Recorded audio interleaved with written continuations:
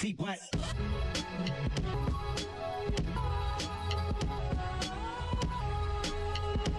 All right. Welcome to 2026. Happy New Year, Mindy. This is my first time saying this to you. Happy Yes. New Year. This is the first time we've seen each other, so it makes sense. I know it's the 5th of the month. I will say nothing feels very festive or like it doesn't feel different. I mean, No. does it ever? Yes.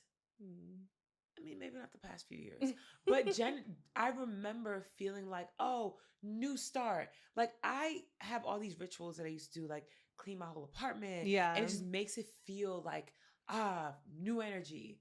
I don't feel any of that. Yeah, I didn't do any of that. So. I didn't do any of the things either. I didn't do the grapes or the lentils or the vision board or none of that. I like manually wrote down just things I'm releasing, things I'm trying to manifest. And then that was it. I mean, that's good. I did that 2 days later. Yeah. Yeah. It was a very emotional start of the year. How was the party? Well, both parties. Okay. New Year's party was it was exactly what I wanted it to be in terms of the amount of people there. Mm-hmm. It was very low key. Nobody was bumping into each other, but it was still we had reached capacity. So it was 60 people. Yeah. 60 people. There were a couple little altercations, which genuinely made me very sad because oh God. Like yelling or fighting? No, okay. What? I'm going to say what I need to say about this without being too disparaging towards any parties. Okay. So the where they had the DJ set up was really fucking cute, but it was right in the hallway. It was right as you're exiting the main room, and you would have to go down to go to the bathroom. Also the kitchen was right there. And so it was a very active walkway. Mm-hmm. The owner basically was no one could stand here. But we had reached capacity, so there was a couple girls dancing right in front of the DJ booth, in that walkway. But as people were walking by, they get out the way. So she was y'all can't be here right now. And the girl was like, girl, where you want me to go? But lighthearted, girl, where you want me to go? Literally, it's essentially packed out in here. 10 minutes later, I go to use the bathroom. And as I'm on my way to the bathroom, my homegirl who throws the event with me, she was walking ahead of me, and the owner stopped her because she saw her first, and she's talking about something. And as she's walking by, she's like, I'm not dealing with this shit. So I was like, is she cool? What's going on? And she's like, I don't know. She said somebody was acting up or whatever in the bathroom. We're about to go in there to check. Go in the bathroom. It's regular. It's a bunch of black girls in the bathroom doing their makeup. Literally walked in there and they were like, yes, y'all so fine. Regular black girl camaraderie. Yeah. Okay. I do my things. One of the girls literally stops me, and this is the lesbian, the main girl that we're talking about. She stops me. She's like, oh my God, I recognize you. This is your party, right? And literally we're just chatting it up. Cool, cute. I love it. There was nothing wrong. Leave. Maybe 10 minutes later, the owner comes back, gets me, says she finna shut this shit down. So I was like, what is going on? And she's like, you need to kick her out of here right now. I don't take disrespect and blah, blah, blah. Either she leaves right now or the party's done. Oh so my gosh. I'm like, what are you, what's going on? I don't understand. Go. And mind you, I forgot to mention this part. The owner of the space is Afro-Latina. Okay. Right? Think Rosie Perez. Okay. Okay. So literally I go in there and the black girl bawling, crying, lesbian, bawling, crying. So I'm like, are you good? What's going on? And she's like, mind you, she's not even a lesbian because she came with her boyfriend. I'm just saying that because identifiers. So I'm like, what's going on? And she tells me, she was like, that bitch racist as fuck. She was like, I haven't done anything to her. She's picking on me. She's like, I genuinely feel like I'm being targeted. I've never experienced something like this before. So I'm like, what is going on? And literally, some of her staff members came out too. And she's trying to tell me what's happening. But she's like, what did I do to you? What did I do to you? She's drinking a little bit. Cool. I was like, can we please? I'm so sorry. I'm not kicking you out. Can we go outside? Don't want to talk about this in here. Literally, as we go outside, owner locks the gate behind us. And she was like, you can come through the front. She's not getting back in here. So I'm trying to figure out what the fuck is going on. And she basically says that She was minding her business. The whole like walkway thing happened. She like ignored her, but she didn't realize it was that big a deal because literally the place is packed out. Where do you want me to go? She goes into the bathroom. She said that they just decided to like kiki in there, her and her friends, until like the crowd like dissipated a little bit so they can go back in and like, because it's literally a group of like 5 of them. And so they want to stand together, dance together, but the space is small. Understood. She said her boyfriend, she came with her boyfriend came out and they were talking in front of the restroom, and one of the like people that worked there walked by and was like, you got to move. But when I tell you like the in front of the bathrooms was just clear. But he's like, you got to move, you in the way. And so she was like, okay, like, damn, another thing. And so the person basically was like, oh, you don't need to get aggressive. So she was like, aggressive? I'm not getting aggressive. And she was like, oh, no, I'm getting my manager. Went and got her and was like, she's being aggressive. And literally, she's like, what? I didn't say, literally. And the thing is, I have to be impartial, right? I'm always, also, these are 2 Black women. I'm not going to be like, oh, yeah, she being racist, whatever. I go and I basically talk to everybody. I wasn't just talking to her friends. I talked to a white girl, an Asian girl. I was talking to everybody in the vicinity that did not work there, but that may have heard it because the bathrooms, there was hella people there. Literally everybody said the same thing. They said, she opened her mouth to say like, what? And the girl was like, you're being aggressive. And then got the boss, and the boss came out and was like, I'm not taking disrespect. You can't come in here aggressive. You got to go. And she was like, literally this one Asian girl was like, I genuinely can't even compute how it went from someone telling her to get out the way to her being like, okay, and to them saying, get the fuck out of here with that aggression. I was like, fuck, now I can never throw a party here again. Because you can't be like that. No. And that was the Black girl that said that to her? No, the employee was not Black. But the owner is Black. Yeah. And so the employee was brown. Okay. But like a very minority. Eurocentric. Yes. Okay. Brown. Okay. You know what I mean? Mm-hmm. After literally talking to hella people, I was like, oh, this was racist as fuck. I was like, literally every single person I spoke to, and then the girl, sweet baby angel, bawling, crying. Like, not even on no, like, bitch, she literally was like, can you please explain to me what I did? I'm so sorry. Like, I didn't do anything. My God. And it's right before midnight. I was like, fuck. Literally, this other girl who was at the party was like, white girl, mind you. She was like, I'm not going to stay here. You come with me. We're going to go to a party. And took her to another party. Literally. Oh my God. I mean, community, love that. But like, fuck. I also dealt with racism this week too. What happened? I wanted to get my nails done. I work every day of my fucking life. The only day that I had off was the day before New Year's Eve, right? So the actual New Year's Eve. I have a spot that I always go to. Of course, I was not thinking, didn't make an appointment. They were packed out that day. Makes sense. Every bad bitch in LA wants to get their nails done for New Year's. Cool. There's a spot down the street from my apartment, like literally 2 blocks away. I've never been to this place before, but I drive by it all the time. When I go there, I literally make an appointment. They told me they were free. I walk up. As I'm walking up, there's a Black girl at the bus stop in front of the place. And she literally goes, you going there to get your nails done? And I was like, yeah. And she said, good luck. And I was like, okay, weird. I go, you can't even open the door. You got to get buzzed in. Okay, they had the place under lock and key, like a motherfucking like the tampons at CVS. So I get in there and I'm like, hey, I made an appointment, and there's only one other person there, like a patron. There are employees, but there's only one other patron there. Remember that. Okay. She tells me to have a seat. I said, okay, cool. There's a lady. I see her. The woman says something to her. I guess I'm her person. Like, she's supposed to do my nails. She gets up, goes to the back, starts eating. I was there for 15 minutes waiting for her, but I was impressed about it. I was like, maybe she didn't have a lunch break. I didn't even say anything. I was like, cool, let it go. Eventually, another woman, not the woman who's supposed to be doing my nails, comes up to me. She's like, do you want to look at the colors? And I was like, I already know what I'm getting. I told her exactly what I was getting. And she was like, okay, cool. Finally, the lady doesn't even come get me. She just goes, sits back at her station, looks at me, and then goes, like, waves towards me. So I'm like, all right. Mind you, it's raining. I showed up. I know I look like Zaboomafoo. It's fine. Oh I'm gosh. literally showing up in a hoodie, sweats, slides because I'm getting a pedicure too. Mm-hmm. So I tell her straight up, hey, I just want a gel pedicure, and on my nails, I need a Gel X takedown. I need a new set, and I just want a chrome French tip. Real simple. Because I don't know what your skills are. I'm not going to ask you to do anything crazy. She goes, okay. And I've never had a single stylist do this to me ever. She literally goes, okay, nail takedown is $30. Whoa. Just to take them off? Yes. $30. Then she says, Gel X, $90. Then she says, if you want French, it's $20. And then if you want chrome French, it's $30 on top of the $20. She said $190 total just for my hands. And then she was like, do you want me to tell you how much it is for your toes?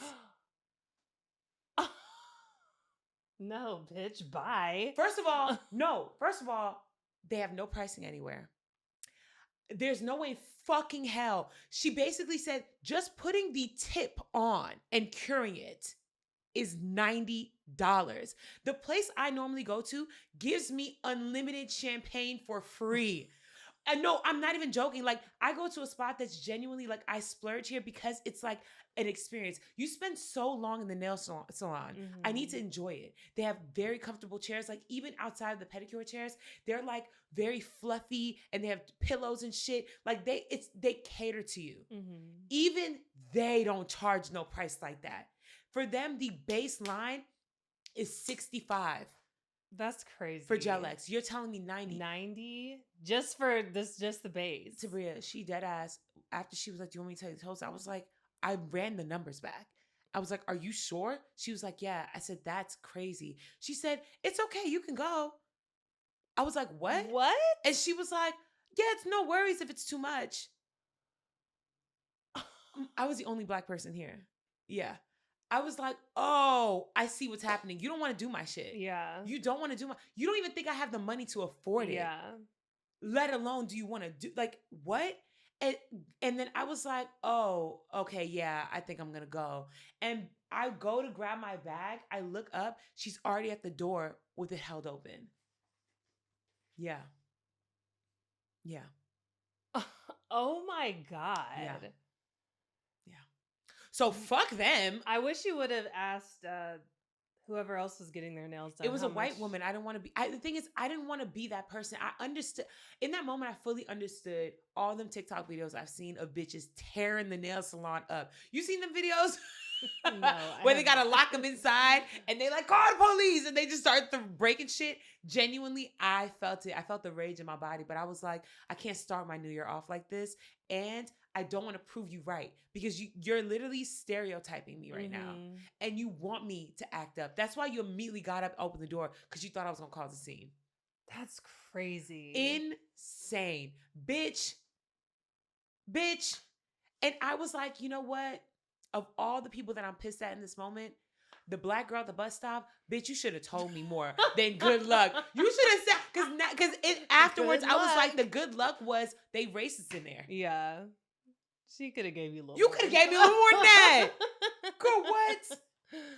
Yeah. Tell me the name of their shop. I'm going to go. Nails on 6th. I'm going. Mm-hmm. I'm keeping this in there too. Fuck them. I was flabbergasted. And the thing is, it's one of those shops where they specialize in like manicures for your real nails. You know what I mean? Where like that's what they like specialize in. And then even with the pedicures, they don't have like the massage chairs. They just have like a regular chair. And then like they bring the absolutely not. Absolutely not. Oh, I don't give a fuck if the bowl is crystal, bitch. Yeah. Absolutely not. No. Child. Girl, suck my dick. Ain't no fucking I'm gonna way. go and free bleed in their seat. Oops. Please. And then when you leave, say chrome French tip on New Year's sent me. Bitch. That's so annoying.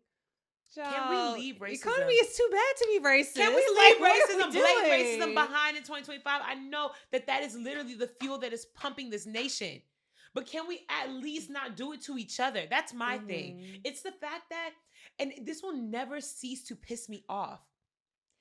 Y'all love, and when I say y'all, I'm talking about other people of color. Mm-hmm. Y'all love to have solidarity, and when it's up against the white man, oh, we are one. Mm-hmm. But y'all treat Black people like we are at the bottom of everybody's totem pole. Mm-hmm. Fuck y'all. Yeah.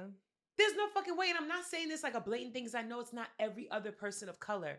But the fact that this happens so frequently, I rarely see Black people see a Mexican family come into a soul food restaurant and be like, right, here they go. Exactly. I've never, ever experienced seeing an Asian person or a Hispanic person or whatever come into my vicinity and me be like, oh, here they go. Right.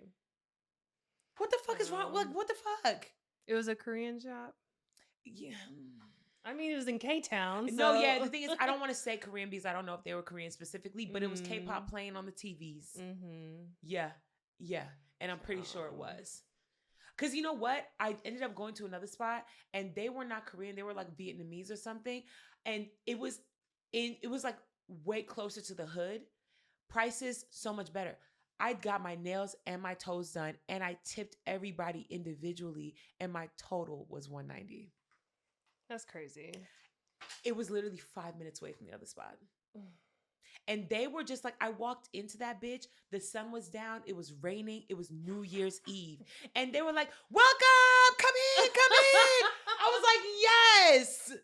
Thank you. You fucking kidding me? Fuck them. What happened to customer service? Oh, that's so annoying. I'm sorry. It's okay. How was your New Year's? It was fine. I stayed back with Peaches. Mm-hmm. She wasn't feeling well, so. I know. I was like, where the fuck is Tabria? You ain't show up to my party. I text you. Didn't you get the text? No. You didn't text me. Well, I text the group chat. Girl! What? Child, how did you just don't be checking. I gotta text you separately. But I said, hey y'all, I think I'm gonna stay in because Peaches isn't feeling well. Oh, is she okay now? I think so. She was still like throwing up one night. Like the first night that Trey was gone, she threw up. And I was like, oh. She said you're a single mother again. I know. But I think she's fine for now. But I'm going to tour a daycare tomorrow. So we'll Have see you heard about that. the daycare mess? Obviously. I'm going to talk about it. But yeah, I mean. No, but the fact that they've like halted. Yeah. But when you go tour it, I need to know the numbers. I have to know what they're charging. Oh, it's $30 an hour, which is like standard. $30 an hour? Mm-hmm. Oh, I thought they did it by like days or weeks. They do, but this place is different. It's the only place that I can find that does flex care, which is just like you drop in whenever you need it. Because everybody requires like a full day. A semester commitment. And I'm like, I don't need to commit for a whole semester. I just need, on an as needed basis, which is crazy because everybody's a freelancer here. Like our schedules are always changing and nobody offers flex care. It's because they want to make the most bang for their buck. But I mean, I get it's inconvenient because they can only watch a certain amount of kids every day, allotted to each teacher. Like I get it, it's a hassle, but I'm still surprised that it doesn't exist. Except, I mean, this place does. Praise God. But yeah, I'm looking forward to it. They got really good reviews, so I'm not worried. But yeah, $30 an hour is like the standard for like childcare, whether it's like a nanny or whatever. So yeah. Period. And did you watch Stranger Things? We're gonna talk about it. We're gonna discuss it fully when we do the pop culture because I have many thoughts. Okay. Yes, I watched it. Yes. Mm-hmm. All right. Well, let's dive in. Well, nothing else. I mean, well, I'm off until next week. Nothing else happened. You haven't done Trey's anything? Gone. No, with Trey gone, I only watch her. I feel like you should do something self-care. I want to. I'm dying to get a massage. Yeah, you should. Honestly, why don't you do that? This I have week? no time this week, but I'm hoping when I put her in daycare, that's why I need to put her in daycare so I can have time just to do something. Because I made my content plan. Period. But I got booked this week, so it's like everything's just.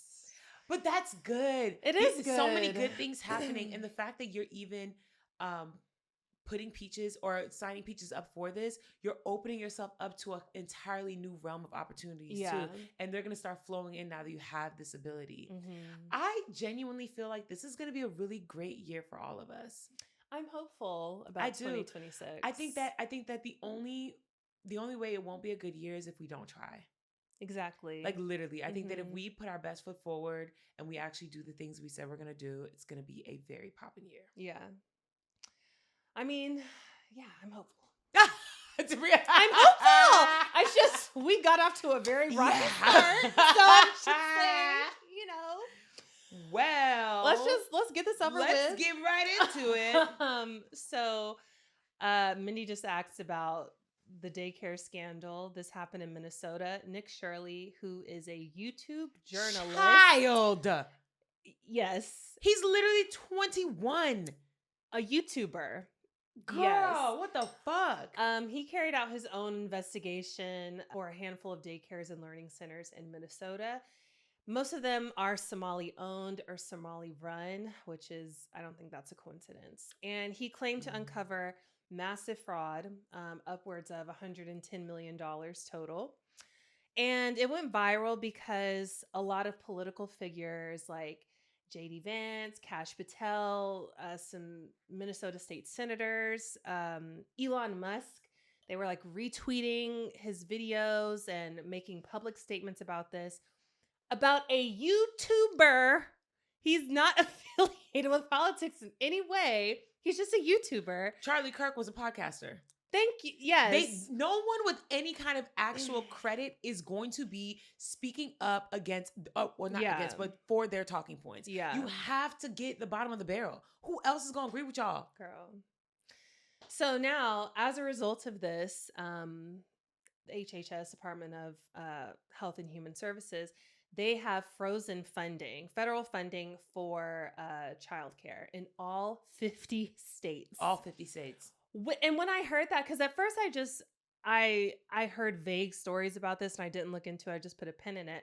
And then I heard this happen and I was like, whoa, what? Yeah. What's going on for them to do this? Do you know the craziest part? I don't know if you have this in your notes, but it was proven that majority of his claims were false. They're unsubstantiated. No, not there are specific ones that were proven, like the one where he showed up after hours. Yes. They weren't even open. Yeah. But claims like the children aren't actually there. Yes, children are there. They're like an aftercare. One of them was like an aftercare facility, so they didn't open until the afternoon. Yes, he went at 11. They opened at noon. Yeah. There was another spot where he cut out the footage, but they had it on their like security cam that he walked up with 8 white men. Yeah. No kind of labeling, just camera out, walked up. Some of them were like, had their faces covered. Yeah. And the people that work there are Somali. They're afraid it's ICE. I'm not going to open it. And even if ICE wasn't an issue, like I saw did you see the CNN reporter ask him questions and like shut him down live? Yeah. Where they're like, do you know that you can't just walk into a daycare center because there are children here? Like as a grown man, you cannot just walk into and say, show me the children. Exactly. What are we talking about? And he looks so nervous during that scene. And he knows he's in hot shit. Yes, right now. He knows he fucked up. Yeah. Yeah. It's just crazy. Like accusing them of fraud when so much fraud is happening in this current administration. Yes. Aside from Trump being a 34 count felon, the Kristi Noem anti-immigration ad, which was $220 million for a fucking commercial. The White House ballroom, initially what the cost was estimated to be $200 million. It's now up to $400 million. Like it makes zero sense. Oh, and the Pentagon failed their audit for the 8th year in a row. So. But why is that not bigger news? Exactly. 8th year in a row, Yeah. The Pentagon is just doing what the fuck they want to do. And we go, no, fix it. Exactly. Official investigations are now underway by the FBI, HHS. And did you see Tim Walz is not seeking re-election as governor? For one, I think the hardest job in this world is to be like a genuine politician. Yeah. Like to not be a shitty person and be a politician, it must be so hard because having your family threatened, having people say and do the craziest things, aim all this vitriol at you, actively try to decimate your existence, all for wanting to help people. Yeah. You get tired. You get tired. I can't believe Bernie ain't tired yet. Oh. Bernie is the Lord's strongest soldier. He really is. I think him and my grandma are the same age. How old is he? I think 84. He'll be 84. Damn, my dad. Well, my daddy a couple years younger than him. Yeah, that's crazy. Wow. Right. Fuck Nick Shirley. Yeah. Next up, Venezuela. Child.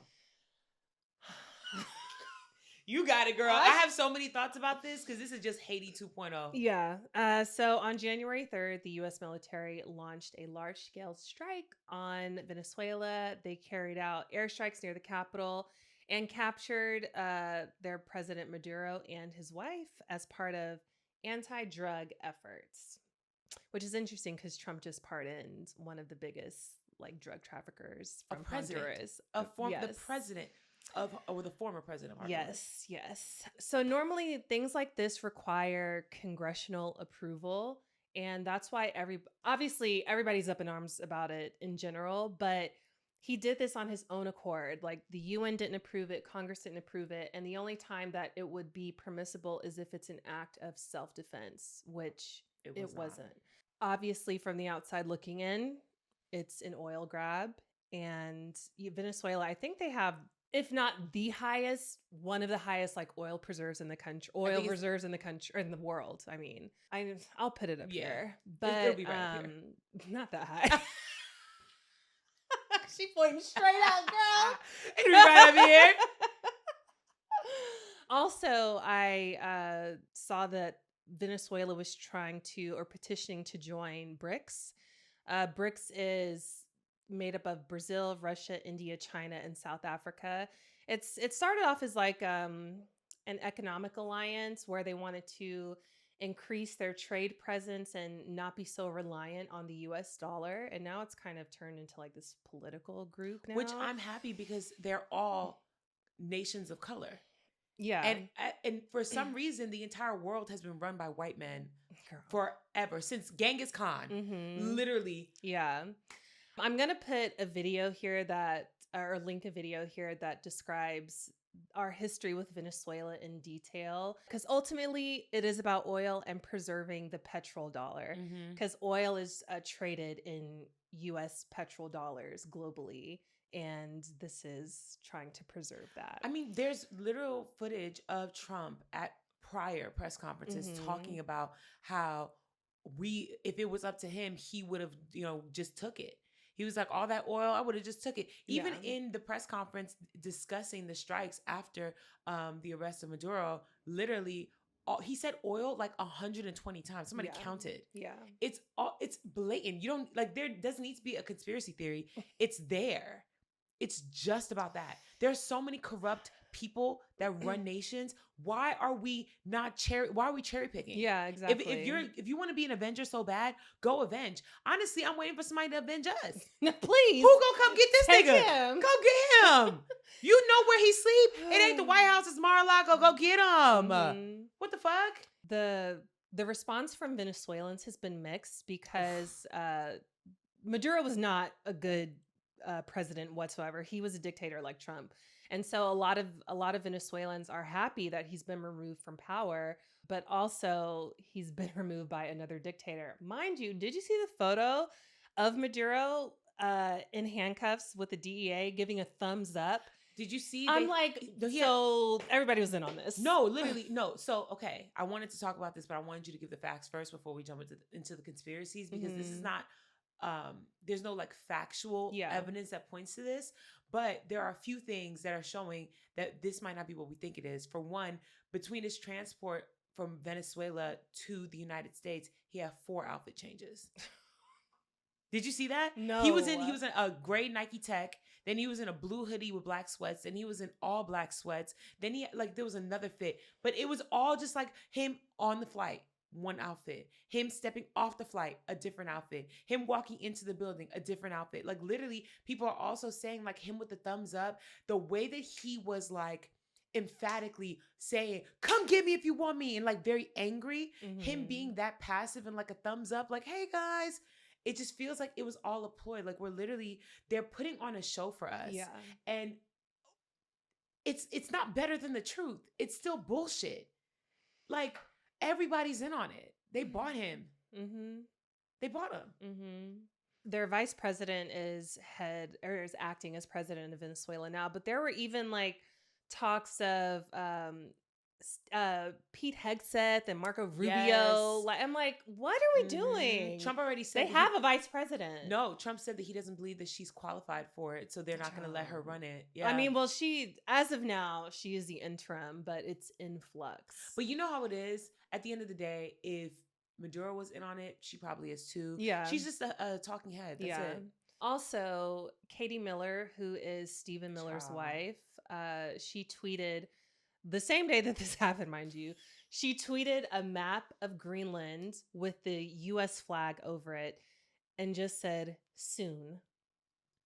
No, he also implied Colombia could be next, and another guy from the administration, I can't remember his name, but old crunchy white man, he said that Cuba should also watch out because Cuba has been a communist state for way too long, and we should just, fix it.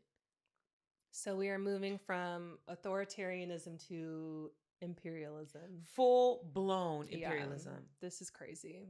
The thing is, this is like a crash course on how to start a world war. Yes, absolutely. In the quickest way possible. Yeah. How to do it. Last thing, the latest with the Epstein Files. More documents were supposed to be released, but they keep getting delayed because it's so many that are coming out. I think they're now up to 5 million pages, which I'm like, Jesus Christ. They're just trying to bury us. Yeah, exactly. So they had a deadline of, I think, December 19th. That got pushed to the end of January, I believe January 22nd. And then now it's on a rolling basis.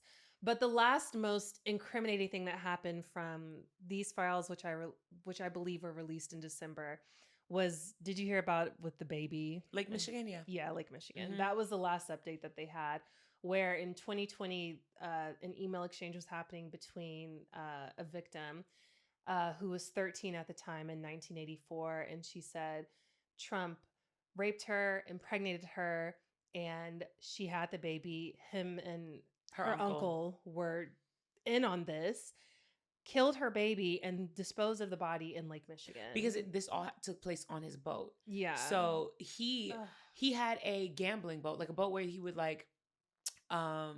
host parties and all that stuff. And Bill Clinton's actually the reason why he was able to do things like throw parties and gamble on the boat. Like they lifted some kind of restriction or whatever in order for him to be able to do this. So when people are just like, why would he be in Lake Michigan? Michigan, it's documented.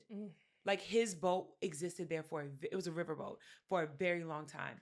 And basically they're saying that this happened on his boat with the uncle and her, and that he watched the uncle kill the baby and then throw it overboard.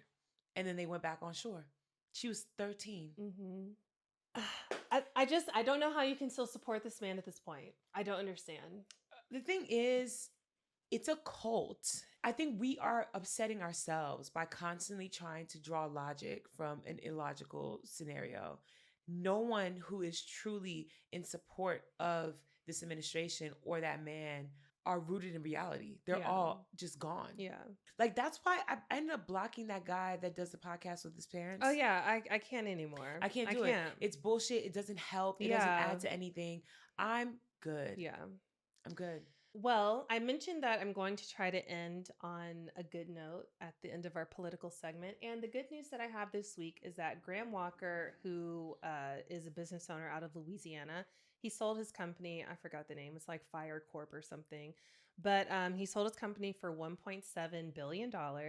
And he gave all of his 540 full-time employees $440,000 each. Damn. Mm-hmm. That's good. Yeah. That is how you do capitalism the right way. Mm-hmm. Or in the best way, not the right way, in the best way possible. Right. So I thought that was nice. You could have gave him all a meal, but I get it. Oh, I'm joking. I'm joking. Especially in Louisiana, every one of his employees they're gonna buy a house and a car, and they're gonna be stable. Mm-hmm. That is such a blessing. 500 people don't have to worry. Yeah, that's so amazing. I love that. All right, Mindy, catch us up with the pop culture. Okay. I don't know anything about Danielle Walter, so do you want to talk about it? I mean, girl, she's just this white girl. She's another what was the Nigerian girl's name? Onyeka. Oh, Onyeka. Mm-hmm. Yeah, it's kind of like that. Just another TikTok story series, but she got with this guy. I think her whole platform is about being single and trying to get a man and, super Christian. And she found this Brazilian man to get with, and she made like this 21-part series about their love story and how they're just destined to be together. She literally references him as her future husband. And, they just seem all in love and stuff. At the time she made this, they had only been together for 2 months. 2 months. But this is a huge part of what we were talking about earlier. If you allow it, social media will dictate how you run your life. Mm-hmm. You are literally sourcing your experiences as content to make a check. Oh yeah, absolutely. That's literally it. Absolutely. It has nothing to do with her actually thinking that this is her man and that they're in love. But you know what the hot words are. You know what the kind of content that gets your numbers up. Yeah, that's exactly what it is. You're using your relationship for that. Does the boy know about it? Does the man, is he aware? I think he's in on it. Oh, okay. Yeah. He probably wants to be an influencer too. Agreed. Y'all gotta stop investing yourselves into these people and into their stories, because 9 times out of 10, if it's that consistent, it's fake. Yeah. Oh, but they're eating her up. Okay. So, yeah. Okay. Ciao. Yeah. In other news, I should save this for the end for like the one good news thing. Okay. But I think I want to talk about it right now. Okay. Drake was hit with a RICO charge. Oh my God. No, I don't ever want to celebrate somebody's downfall or someone's loss, but this entire situation is so fucking stupid. Okay, I heard about it, but I don't know any details. Okay, so Drake, Aiden Ross, who is a streamer. Really, really popular streamer. He's the one that was talking down on Doechii or something, right? Yes, he's also the one who gifted Trump a Cybertruck after he had Trump on his stream. So why are you associating with somebody like that? Yeah. Right. Okay. Like I said, hey, right. I'm not going to celebrate your downfall, but you did it to yourself. Yeah. Now, so him, Aiden Ross, and there's a random like Australian man that's also named in this lawsuit. I think that he's the one who created the company. It's called Stake. And it's that gambling. Yes. He would always promote that. Okay. So Drake signed a deal with them. $100 million a year in order to promote. Yes, girl. Yes, girl. $100 million a year to promote it and to do things like every once in a while go and like use that. He was posting that so much. Okay, $100 million a year, and not only was he promoting it and getting paid to promote it, but when he would do things like gamble and all that shit, he'd be using funds provided by Stake. So it's never his actual money that was being used, right? So the lawsuit, there's like 2 parts to it. Okay. One part is Stake is an app, it's a website, I think, and it's available everywhere. Gambling is illegal in Virginia. So the lawsuit is actually, it was filed in Virginia where gambling is illegal, because one part of it is the fact that they are trying to use a loophole, but it's still gambling, so it's illegal. Mm-hmm. The loophole is they give you money that's fake, but you can also buy tokens that can then be withdrawn for real money. So there is a facet of it. Like it was marketed as like a casino game site, but not a gambling like website. Right. So there are certain like licensures and like certain things like red tape that you have to cross before you could start doing gambling online, and then it's illegal in certain states. Mm-hmm. They didn't do that. So the 2 women that initiated the lawsuit, part 1 is the fact that gambling is illegal in Virginia. They're trying to use this loophole, and that you can still lose and win big money, even though they're like, oh, it's fake money. No, but you buy real tokens and you can wager those tokens. Mm-hmm. So that's part 1. Part 2, which makes it the RICO charge, it's the fact that he was paid to promote the platform. And they have this thing called tipping, where when you want to switch your money from like one thing to the other, like there's like a certain fee that gets removed. So like imagine you have the tokens, and if you want to turn your tokens into actual USD dollars, they take a portion. Okay. You know what I mean? Like Yeah, it's like yeah. how you would do on PayPal or whatever, Yeah. like that. And he was using all of that money to boost his streams, directly funneling the money. So it wasn't like they paid him $100 million and he was using that $100 million to then boost his streams. He was using they were directly funneling the tipping money. So it's like, oh, okay, well, we got 30K in this week. Here you go, Drake, straight to Spotify. And in this suit, they've also shown that he was boosting the fuck out of his fucking streams. And it was not only affecting his streams, it was affecting users music analytics, right? Yeah. Because these streams have to come from somewhere. So it is coming from bots, but it's also, remember, it was like 2 years in a row, people were like, why the fuck is Drake on my Spotify rap? Yeah. Here, this is why. So the beef was they were giving him money. He was using the money they were giving him to gamble. He was winning money, but then they were stopping the money because this is like, you're doing promotion. We paid you $100 million. Yeah. But he was like, nah, bitch, I want that money too. And I'm going to be using the tipping money to like boost my shit. And so they fell out, but eventually, boom, went right back to it. So it's even more evidence of the fact that you are very much so involved in this. We'll see how this plays out. The next two stories involve Cardi B. I'm going to start off with the first one. Cardi got into a back and forth with Grok, the AI bot on X. And it was because someone basically said that Cardi B's dad was arrested for raping someone back in the day, in like 93 or something like that. And so they asked Grok to verify it, and Grok verified it. Grok was like, there's proof, blah, blah, blah. Cardi B's father, included his whole entire government name, was arrested in this county, all this shit, blah, blah, blah, blah. And said that, yes, he was arrested for raping a woman. And Cardi B basically shot back at Grok and was like, this is a lie. Y'all just be making shit up. This AI shit ain't real, blah, blah, blah. And it just was going in. Cool. I think Grok is some bullshit. Grok also is the same AI bot that has been shown to be undressing women. Yes, I saw children. That. I saw that. And children, basically creating child off the request of random people.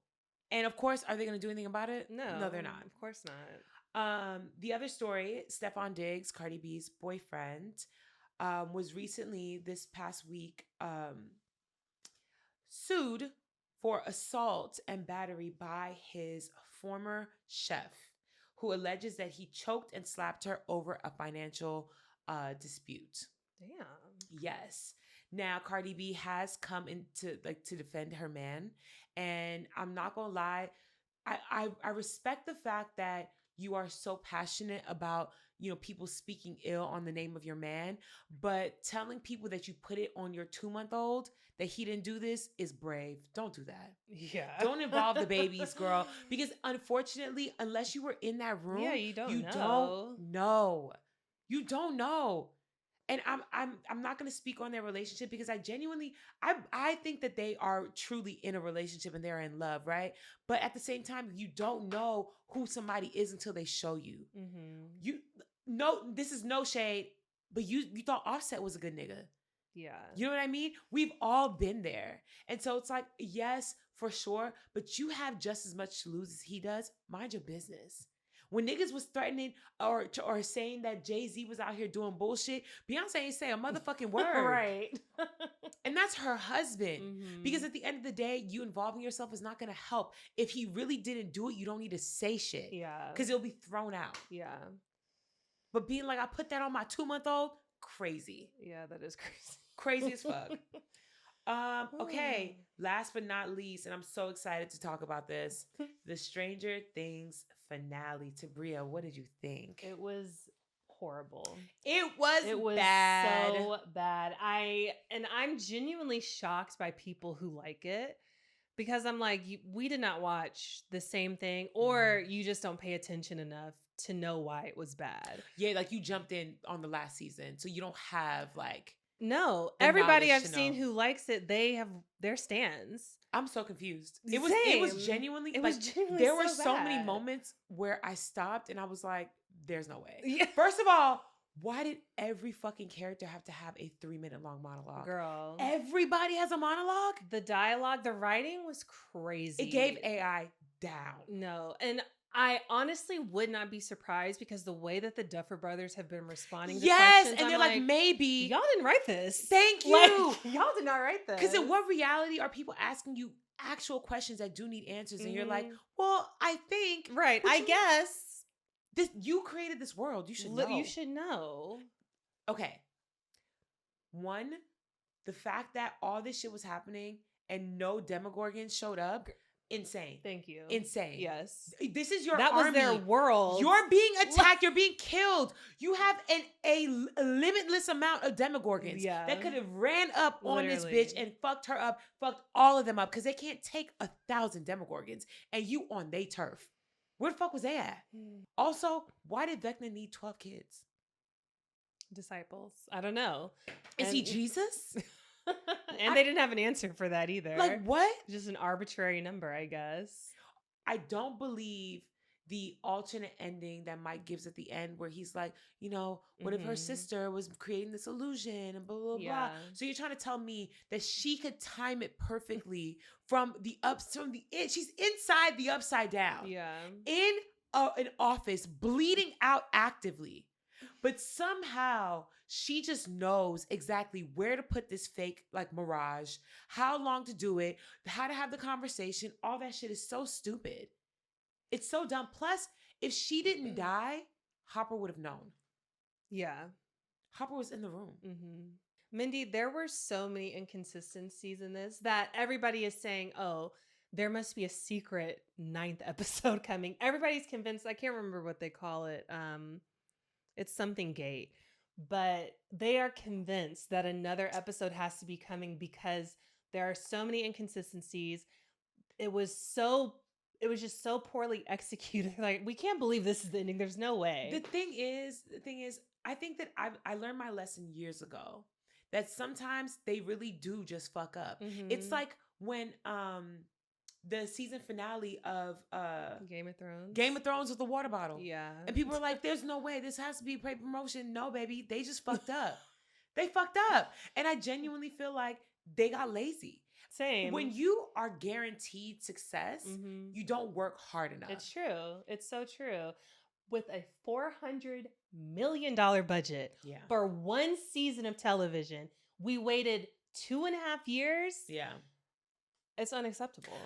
Unacceptable. I will say too, there were certain scenes where it was clearly fully AI, not even CGI. Yeah. It was literally the explosions and the movements. That's all AI, which means y'all didn't even spend no crazy money. And mind you, Priya Ferguson, Erica, got 3 scenes in the finale. Which I think is insane. I really want an explanation as to why. What's the lesbian's name? Robin. Why the fuck does Robin get a full-fledged like storyline?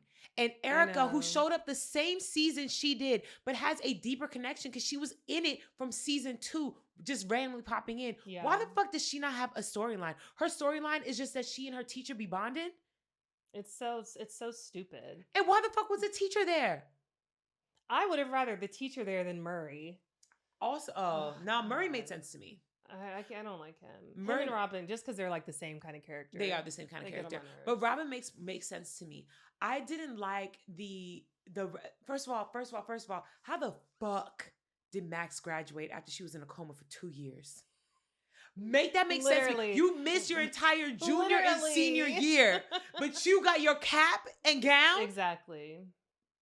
So many inconsistencies. Yeah, I was very annoyed by that show. I will say I will give the season finale a 5 out of 10. Do you think it was worse than Game of Thrones finale? Yes. Yeah. Because Game of Thrones finale definitely had like some things where I didn't like the ending, right? But the episode itself wasn't bad.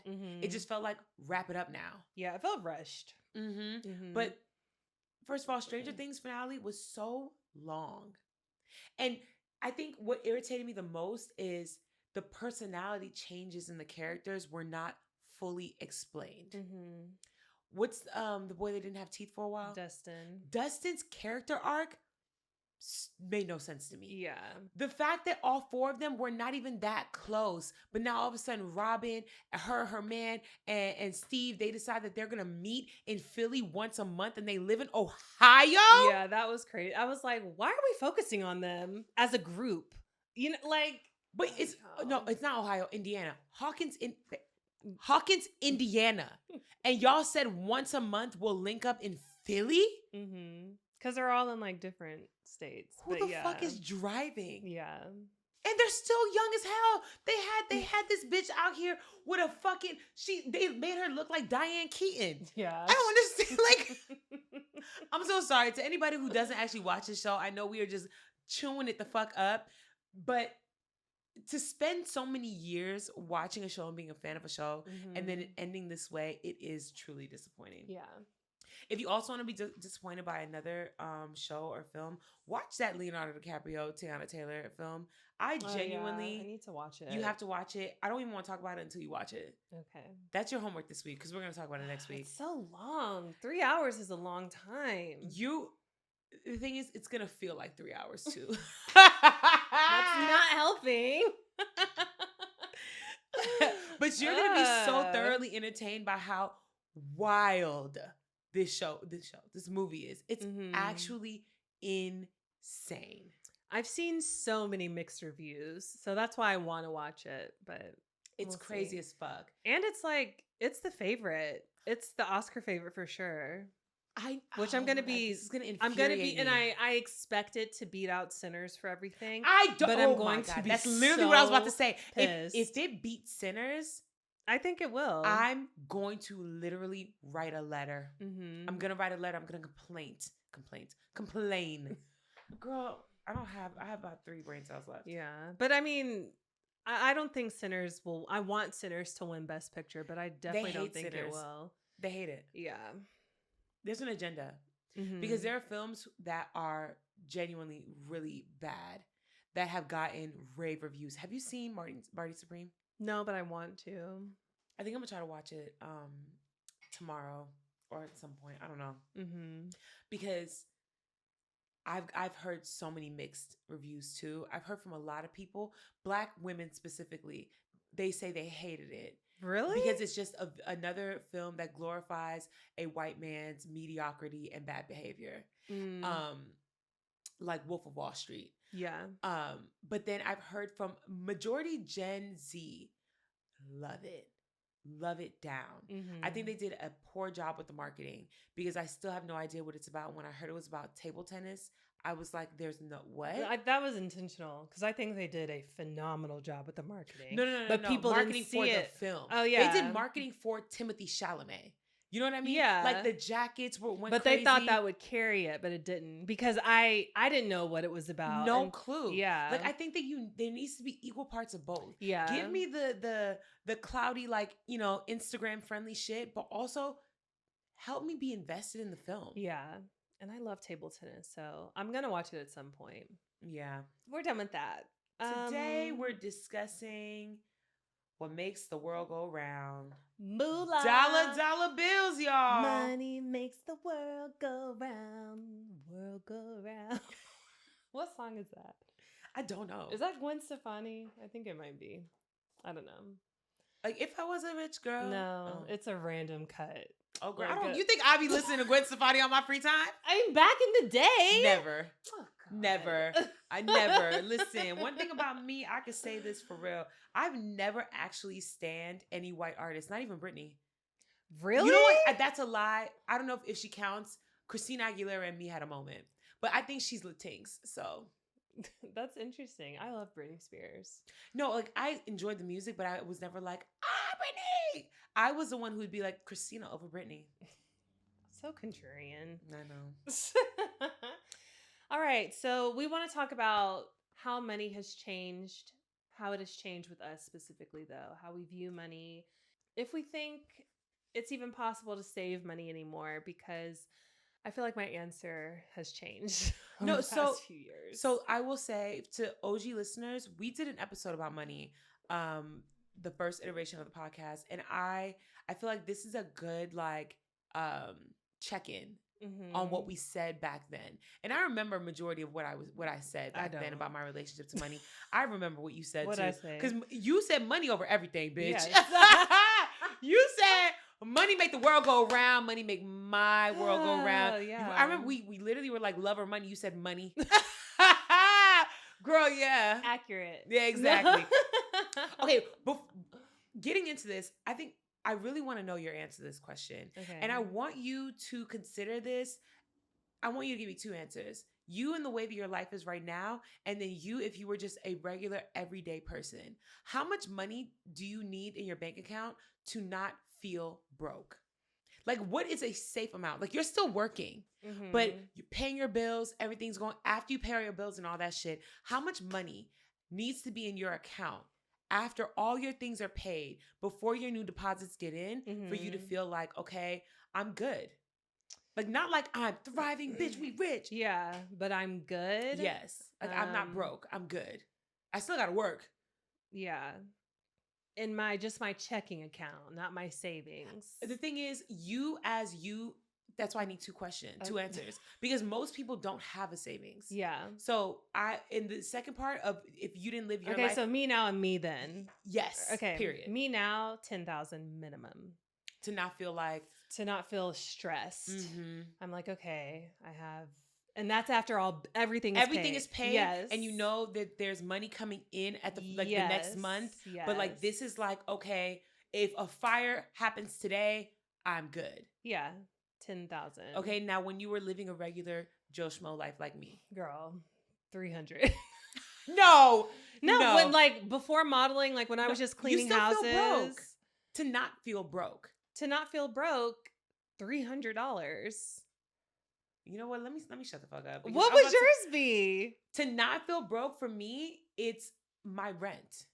Whatever the rent is. But you said everything was paid. No, I know. But for me, if I have at least my rent, if I lose my job this month, I'm okay. If like my car breaks down, I'm okay. But you're not asking about emergency funds. You're just asking about in general. Yeah. So if I look at my account and say my rent is $1,500 and I don't have $1,500 in there, I feel broke.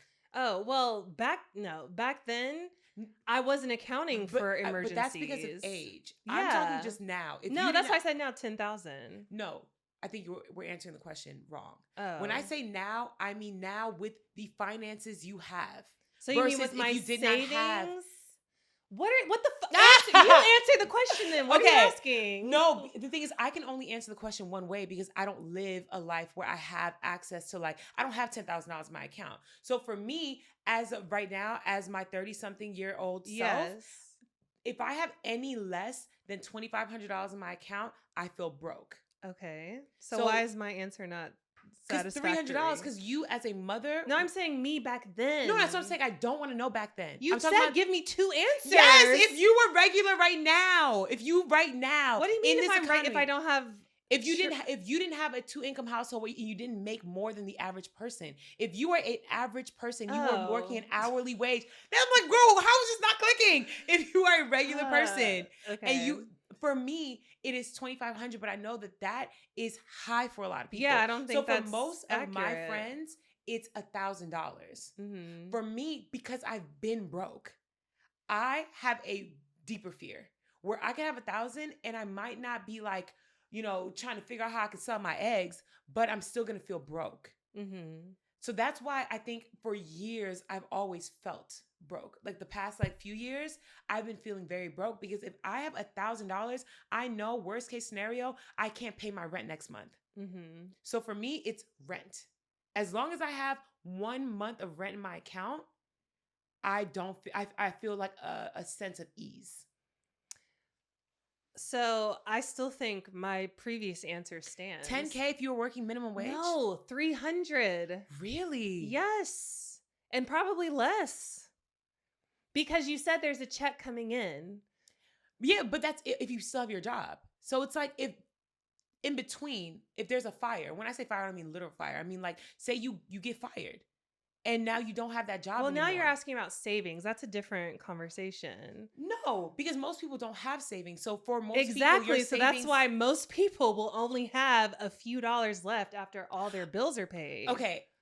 I had this conversation with my coworkers, and I don't know. I'm trying to figure out what's happening here, because I had this conversation with my coworkers, and we all basically said like the same thing. Where for some people it was like $800, because they have roommates. So at the end of the day, for most of us, the amount of money we need will cover at least 1 month of life so we can figure it out. Yes, so for but most the people, average person does not have that. No, but that's what I'm saying. But so for most people, it's just rent. Like that's the number. It's whatever their rent is. So it's like $300. I understand what you're saying, but if you are a mother and you are in your 30s and you only have $300, but you know if you continue to work the rest of the month, you'll get another check of $1,200. I would still feel broke. Like these people still feel... Yeah, they feel broke regardless. I know, but the question is how much you need to have in your account to not feel that. That's such a weird question. No, it isn't. I mean, for the average person, yeah, probably... I'd say I guess $1,000. $1,000, yeah. Mm-hmm.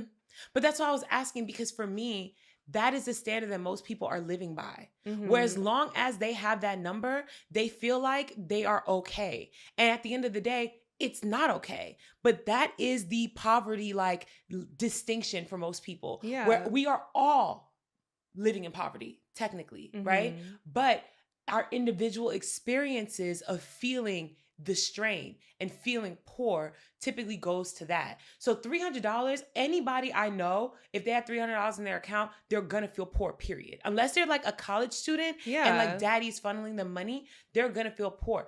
The question is, how do you, what amount of money is gonna take for you to feel stable? $35K annually is still not stable. No. So it's like, for me, as long as I'm making, or as long as I have in my account after I pay my rent, 1 more month of rent, then I feel stable. I don't feel like I'm excelling, but I don't feel broke. Yeah.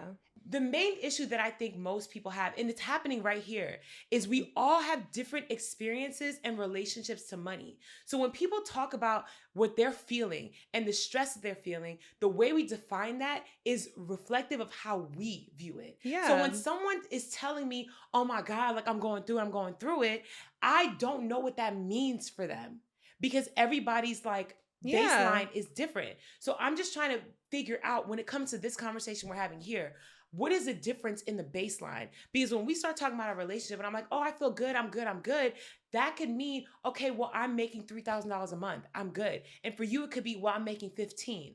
And I don't want us to have to continuously say numbers. I just want to understand what the disparity is in terms of the class difference, because we are in 2 different classes. Yeah. And I think that there's a class below my class where that is the standard for the United States. And I understand that even though I'm not making a huge amount of money, I'm still doing better than a majority of people in America. Yeah. So that's it. I just want to see what the baseline is so that we can move forward in the conversation. People are like, oh, well, Tabria said that she'd be struggling. And like, your version of struggle is different than other people's version of struggle. My version of struggle is different than other people's version of struggle. Well, I think we'll just explain. Girl. Well, I mean, I don't think money should be taboo. I don't think from this episode, you don't need to make inferences about what we're talking about, because we're just going to tell you what it is. Anyway. Okay, go ahead. Anyway, when we first recorded this episode, our money episode, which is probably in like 2017, 2018, were you hopeful about the economy, about potentially making more money as we got older? Like, what was your headspace surrounding money at that time? I didn't have one. I don't think that I was ever educated enough about money.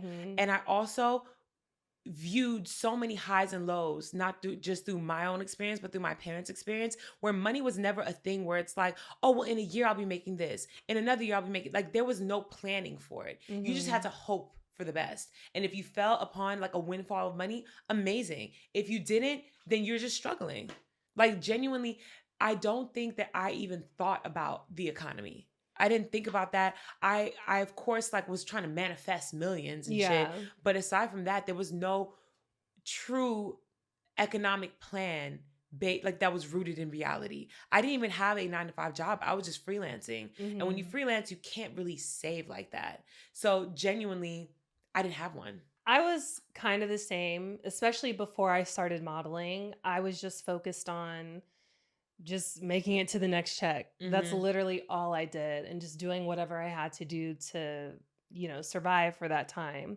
When I started modeling, even though it was a while before I started making reliable income, so at first it was such a shock for me because I'm like, okay, I just worked a job where I'm going to get paid $1,200 after agency fees and all that, but I'm not seeing this check for like 6 weeks.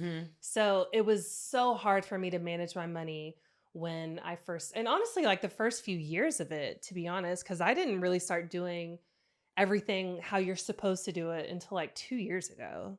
But I still haven't. I mean, yeah, a lot of people haven't. I talk to freelancers all the time who they don't have a payroll company. They don't have a business card. Everything is just all lumped into one card, So I know tons of people who don't do things properly. But yeah, a lack of financial literacy certainly has to do with it. And that's one thing I'm just going to make sure I really drill into Peaches. And also just making a savings for her because, you and I both, we didn't have savings or no, we graduated college and paid had to figure it out. We had student loans that we had to do ourselves. And even when I hear today that parents are paying for their kids' education, I'm like, that's a thing? Like, y'all really have parents who are willing to do that? But I want to be one of those parents one day, and that's why we started her account. Literally, that is kind of crazy. And I'm just like, even if our parents would have known like about a 529 account, or even just starting an IRA for us or a high yield savings and just putting $10 a month, that would have done so much for us. If when we were 18, 21, whenever they wanted to give it to us. My mom had a bank account for me and my sister, like separate ones that we didn't get access to till we turned 18. But the thing is, unfortunately, so every year on our birthdays or whenever we got money for anything, like our first communion, whatever, she would put the money in the account. She would take us with her and like have us like fill it out. So it was like a whole thing. And then we put the money in there. And unfortunately, when shit got really hard, she used our money because it's like, what, girl, you got $1,000 in there. We finna be homeless. Yeah, I'm taking that money. And so it really didn't do anything. And when I got my account, I think it had all of like $600 in it. Yeah. And at that point in time, I had already got a job. And so I just started adding money to it. But that money, that $600, barely, like, what was I going to do? It didn't even buy me a textbook. I mean, yeah, you have to not spend it. But I think the biggest difference too is my mom had no idea what the fucking IRA was. She doesn't know what compounding interest is. She just got a regular checkings account and put my sister's name on it and my name on it. And then that was it. I don't feel any way about it because I understand I can't expect you to have a trust fund waiting for me when you were fighting poverty yourself. Yeah, I don't feel a way about it with my parents at all whatsoever. It's unfortunate because financial literacy should be something that's taught in school. Yeah. It shouldn't be something that's put upon our parents because unfortunately, a lot of our parents, where would they learn it from? Yeah. And they don't teach us on purpose because it keeps us down. They don't want us to win, of course. I don't think I ever like truly thought about like the economy ever. Yeah. I didn't until recently. Yeah. I never thought about that shit. I never thought about I thought about my own money, of course, but in terms of what I needed to get for myself and like my rent. Rent has always been the marker. Like if I could afford to do more, then I would do more. But at the end of the day, worst case scenario, as long as my rent and my phone bill is paid, that's all I give a fuck about. Yeah, same. But I don't think when you're young and in school, I don't think you should be worried about that stuff. Oh, definitely was. I think when maybe when you move out on your own, I think everybody should obviously be in tune to politics just a little bit. But as a kid, I don't think you should have to be. But with the current political climate that we're in now, it's kind of forced upon everybody nowadays. But I just think about like my childhood and, my high school and college experience, I did not give a fuck. I was super excited to vote for Obama. That was the first time I voted. So I was really hyped about that. But outside of that, like, I wasn't concerned about politics at all. And I just felt like I didn't have to be. But especially after moving to LA and then just being around tons of different types of people and then just really adulting for real, that's when I started to care.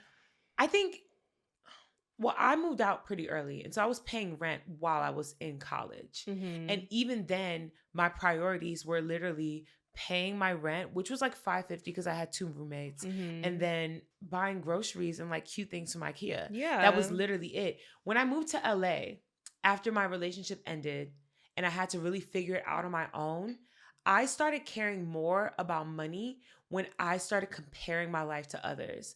Because unfortunately, I think that our experiences are going to be a bit different than the average person's because we came into our adulthood in LA. Yeah. And so keeping up with the Joneses means something different. The neighborhood you live in reflects on like your status, right? And then your rent is reflective of the neighborhood you live in. So it's like, yeah, I could get a cheap spot out in Vernon, but everyone's going to look at me crazy as fuck if I say I live in Vernon. I need to live in Silver Lake or Hollywood or Echo Park, and the rent there is going to be $2,300 for a studio. And how are you going to pay $2,300 for a studio, still put gas in your car, pay your insurance, do all these things, and you're working minimum wage? Or you're a freelancer, and even though you were running it up this month, you don't get paid for 2 months. Then what? Yeah. I think keeping up with the Joneses that's how you get trapped in general, but especially in a city like LA, because like when you hear people make videos about how influencers just rent everything or put everything on their card, it's so true. Because you have to. It's so true. The people that you're watching, if they were to live their lifestyles truthfully and that was their lifestyle, they would have to be millionaires. There's no way around it. You can't drink a $20 matcha every fucking day and drive a brand new fucking Tesla and live in a penthouse and go do a fucking haul every goddamn week. You can't live like that in LA. Yeah. People are out here living in $5,000 penthouse apartments, right? More than that. No, but I mean, like, they're living in $5,000 penthouse apartments. They're driving cars that cost them $800 a month. And they're doing all this and they're 22 and they didn't come from money. This is all loans, credit, all this shit. And they're fucking themselves.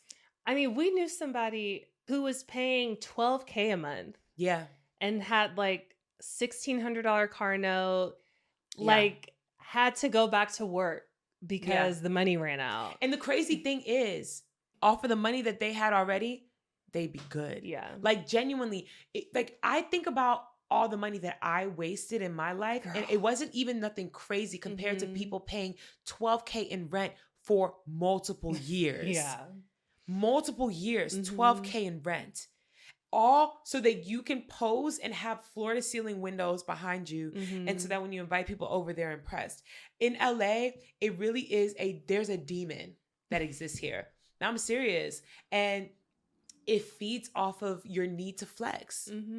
The happiest people I know don't flex and live in live beneath their means. Yeah. Where I could do the most, but I'm not going to because girl, this shit could leave in 2.5 seconds. Literally. Especially when you do something in the industry.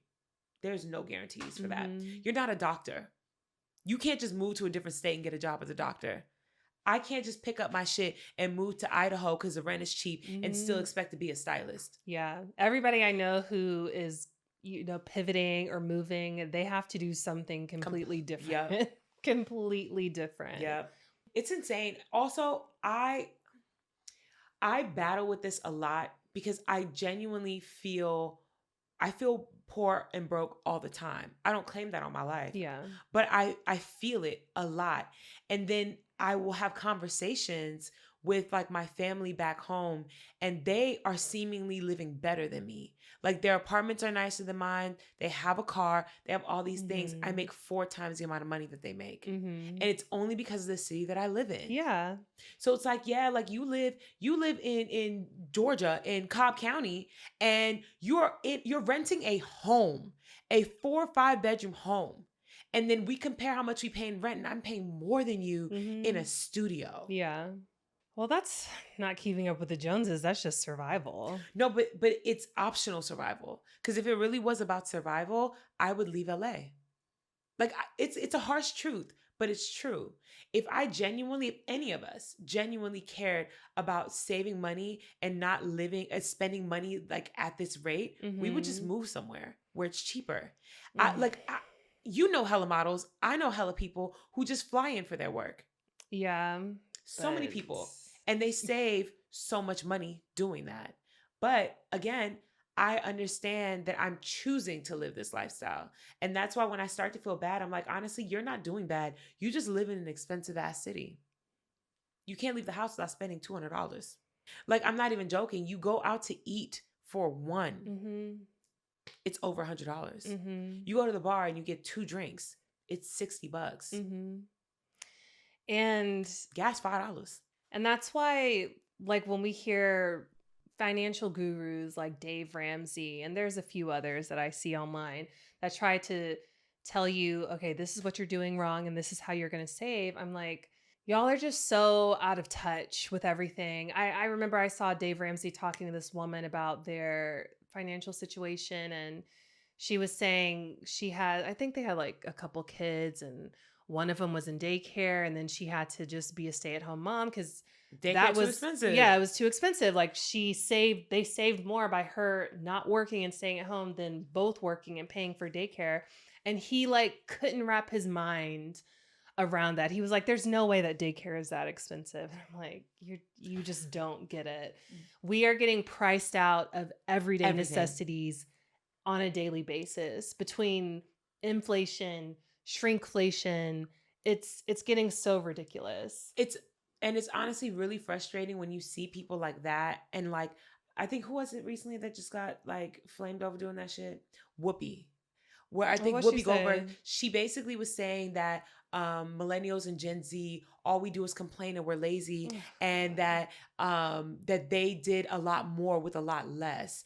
And the problem is people like that guy you're talking about, and like Whoopi, don't understand how much things cost today. I'm like, y'all don't even understand basic economics to say shit like that. But you don't understand how much things cost today. Like, especially Whoopi, take her out of the conversation, because I think that classism also is blinding her. Where you are rich, you've been rich for a really long time, you don't remember what it feels like to pay rent in an apartment.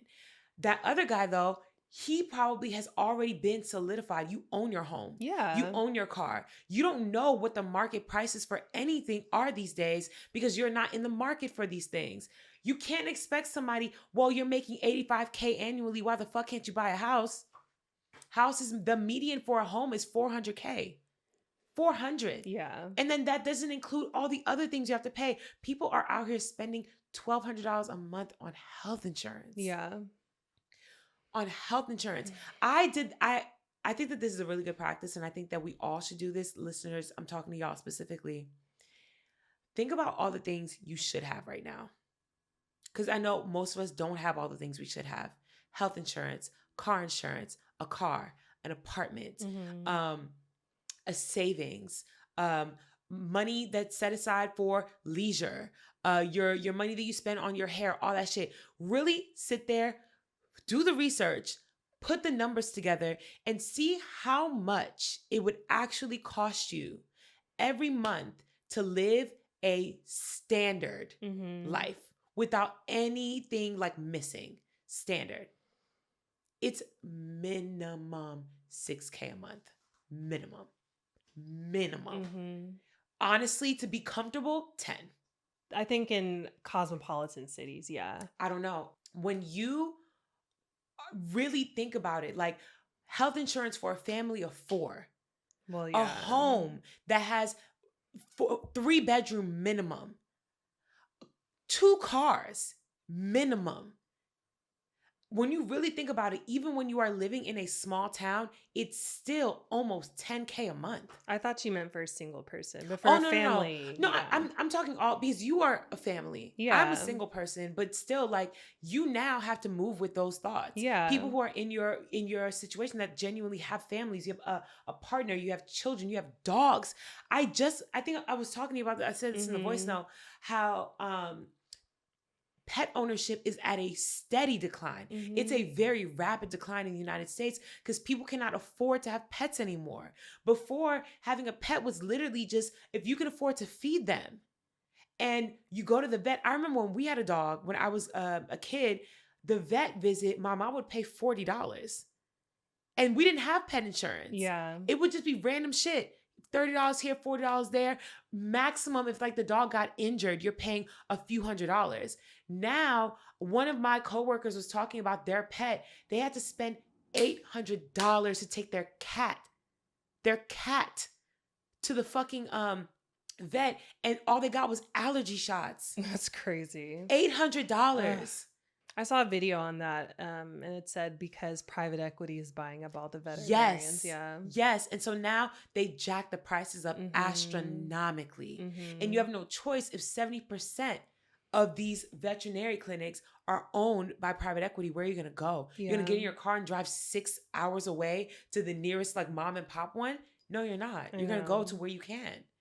I think that when it comes to how expensive life is, I think that there was a point in time when we were like in like our early 20s, when we first started really living life. I think that at that point in time, we could argue, yeah, but it's only in big cities. Now it's everywhere. It's literally everywhere. I saw a video of this guy. His name's Bradley on a Budget. And have you heard of him?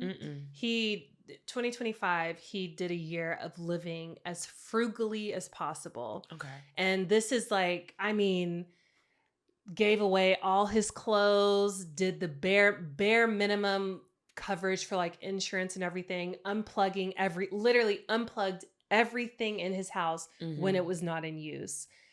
And he spent $33,000 living the bare single individual.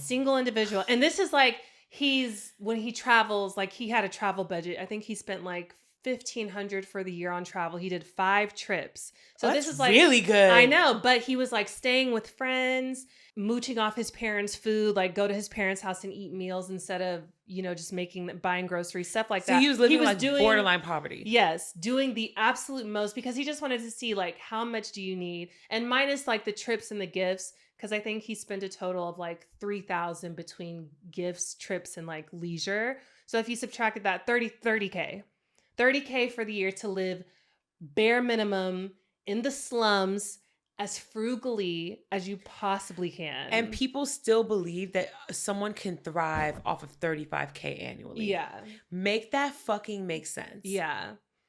$33K, and he was probably washing all his drawers in the goddamn sink. Mind you, he's kind of problematic, but it's still a decent example. We're not co-signing him as a person. We're just talking about the video. But I think he makes like $250,000 a year. So it was like an experiment for him. But if something were to happen, he didn't have any emergencies that he needed to tend to that year.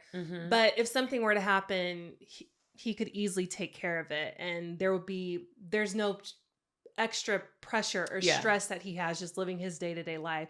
But just think for the average person where their life is, they make $35,000 a year, and God forbid something happens. You make $35,000. For one, you're still living at home or with a parent. You gotta be. Or you have multiple roommates. There's no way you can live a full life in America on that.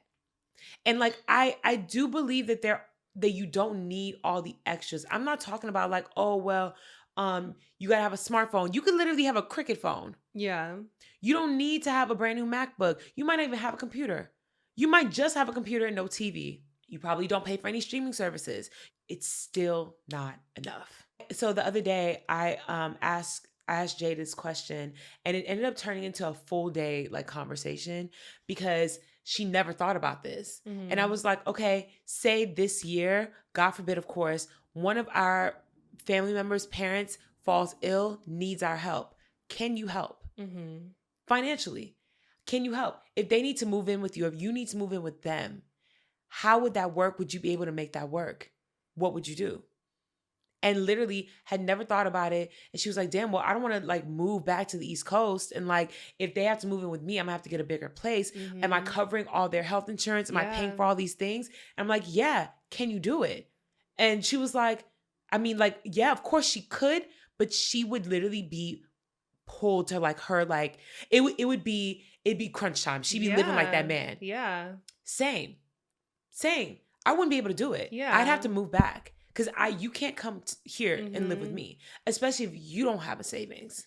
And that's something that I think about all the time, like the Black tax. Mm-hmm. If you are, you know, in a Black family, you're the person that makes the most money. Yes. You take care of everything. Yes. And that's kind of how I'm positioned in my Mhm. family. And it makes me it provides so much unnecessary stress Mhm. on my life. And like I need to go back to therapy for it because It is.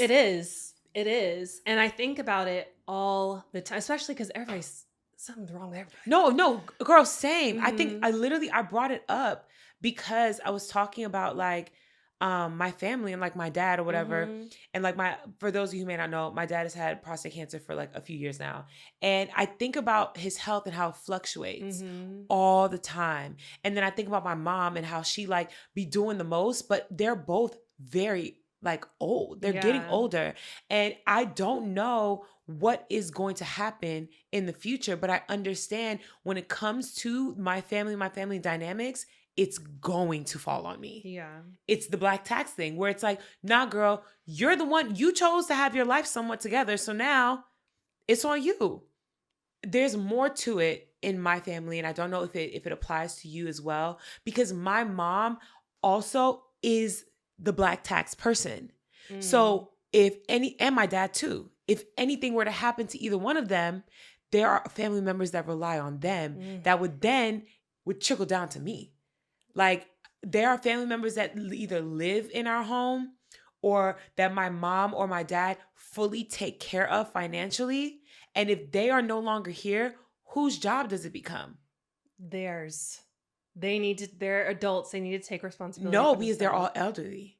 They're all old. Everybody's old. Who is it? My mom's sister, my aunt. Mm. My mom contributes to my aunt. She takes care of all of her medical shit. Every doctor's appointment, she takes her. She pays. She's on her health insurance.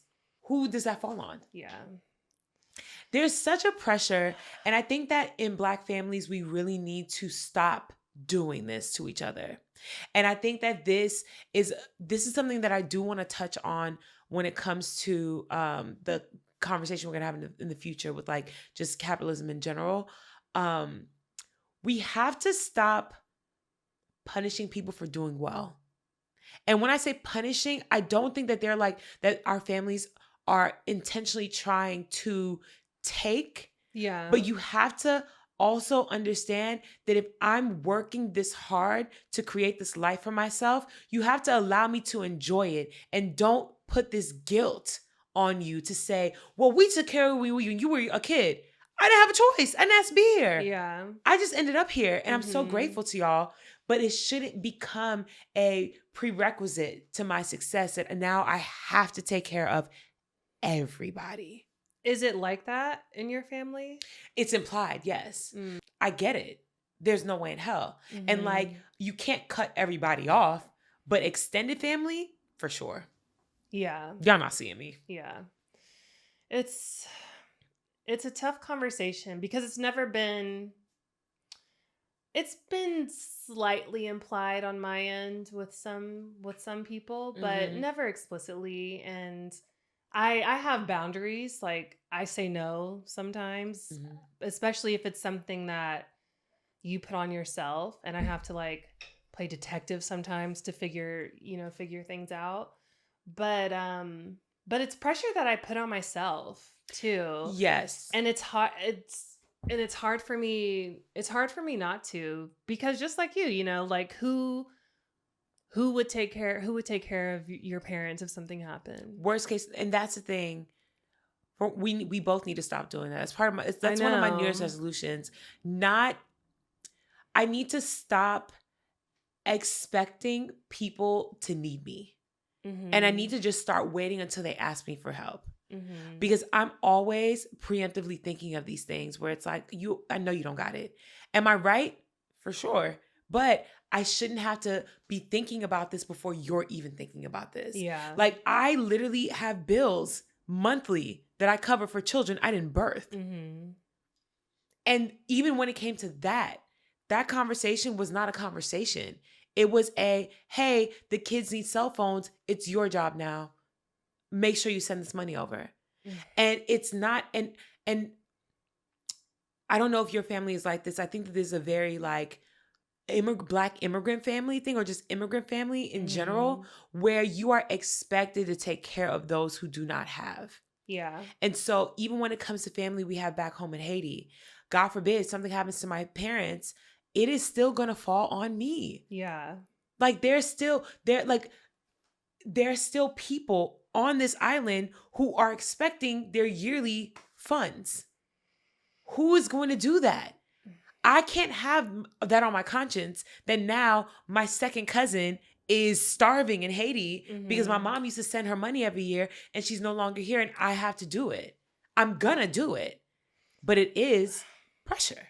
I mean, yeah, you definitely shouldn't have to. And I'm also somebody, I don't believe that just because you have kids that they should take care of you either. Oof. I'm not. That's a conversation. I know. I'm not that type of person. Like, I will step up if that time comes, but it's a tough conversation because I do, what's it called? Like multi-generational living. I definitely believe in that. I do too. I'll never put my parents in a home. Yeah. And I definitely don't want to do that. But I do think for me personally, I'm just going to do whatever I have to do to make sure Peaches is not put in that position to where it causes a burden or a strain on her life. But the thing is, who can say that nowadays? No. The thing is, you already are doing it. The reason why we have this Black tax and this dynamic and this issue is because, unfortunately, one, a lot of Black families did not have the luxury to have a savings. Yeah. And so you gave all you could to the kids. And then when the kids came of age, they gave back. Now, within this generation, I think that we are positioned in a way where we have this knowledge, and now it is on us to ensure that we are good when we get older. Yeah. Like, I know ain't no fucking Social Security. No. There's no, I'm not getting that. That's not going to exist by the time we're old and gray. So with that being said, I'm going to make sure that I own the property that I live in when I get older, whether that means me downsizing, moving somewhere where I can buy something small and quaint and just live a good life where regardless, once I pay these property taxes every year, ain't nobody knocking at this door. If I can't ensure the stability for myself, I failed my children. And I think that I understand that now. And now I'm working towards doing that. So you already are. Peaches won't have to take care of you because you will be taken care of already. You have to take care of yourself. It's like the mask thing on the plane. Take care of yourself first before you can take care of other people. Absolutely. Absolutely. And that's why a lot of people just opt to not have children. No, hello. Because you can't afford to. No. Yeah. Having a child, when people say things like, oh, having a child is expensive, I think people are only thinking about during their youth. It's still expensive when you get older. It's always they're your kid for life. For life. It's always going to be an expense. That's why it pisses me off so bad when I just see people just having so many kids. And knowing you can't afford those kids, and then you're making the grandparents raise those kids. Or you're making the eldest children raise their younger siblings, especially when there's a huge gap. Like that one lady who did that announcement. She had 8 kids already, and she was one more, and the oldest kid stormed off. Yeah. I saw a video this week of another family with the same thing. They have 4 kids, pregnant with the 5th, and not the second oldest. The oldest literally was just stunned, didn't move. Second oldest started throwing a tantrum, punching pillows, and was like, we don't need any more. Because who do you think is raising these kids? Yeah. You have one. Imagine 5. You can't individually watch and take care of all 5. It becomes a responsibility. Make sure your siblings aren't doing anything crazy. And then you have to go cook dinner. Mm-hmm. Who's watching them? It's a full-time job. It's getting sober. It's sobering in general. Mm-hmm. But it's getting very real. And I think that it is reinforcing this thought that I have in my head where genuinely I refuse to have children unless I am a literal millionaire. Like no, I'm not honestly like until I make like the minimum amount that I need to make is $500K for me to want to have a child. Oh yeah, absolutely. Minimum. It doesn't make any sense. And I'm not discouraging people who don't make that amount of money to not have kids, but I need you to be very realistic about how much that is going to cost and how much it's going to change your life. And you can no longer rely on certain communities, assistance programs or anything like that. At the end of the day, you have to think about it as if all you had was you, could you still raise this child? Yeah. That's why, and I don't even think this is controversial anymore, but it used to be very contentious. Poor people shouldn't have kids. I get both sides, but yes. no. I think the definition of poor needs to be clarified. I think that because of the state of the country and the state of our economy, everybody is poor. Yeah. There are different tiers of poverty. But it's majority of people should not be having kids right now. For sure. I think that if we were to put a number on it, I don't think that if you are making, and I know people are going to probably chew me up for this, if you're not making at least $65K annually, don't have a fucking child. I was going to say at least 100. No, because it depends on where you live. There are still states where the minimum wage is under $10. You can make $65K and raise a child in those states. You know what I mean? But like if you're in Arkansas and you're making $65K, you can raise a child. One. I'm not talking about like having multiples. Yeah. You can raise a child. But if you're in New York City, and I'm so sorry because I know this is going to feel like a shot to my family members because I know majority of y'all not making over $200K. Stop having kids. Yeah. If you live in New York City, stop doing it. Multiples? There's no reason why you should have 4 kids in Brooklyn and you're making $60K annually. I'm not saying get rid of them if you end up pregnant and you don't believe in abortion. Okay, cool. Start thinking of a way out. Pack them babies up, move to Arkansas. And I don't want to make it seem like we're just attacking the individuals because it's the system. It's our government. It is. They are the ones who set this up to where I think this way, you know? But you have to operate pragmatically in the system that we live in. It's not just that. You have to consider the experience that you are giving these children. Yeah.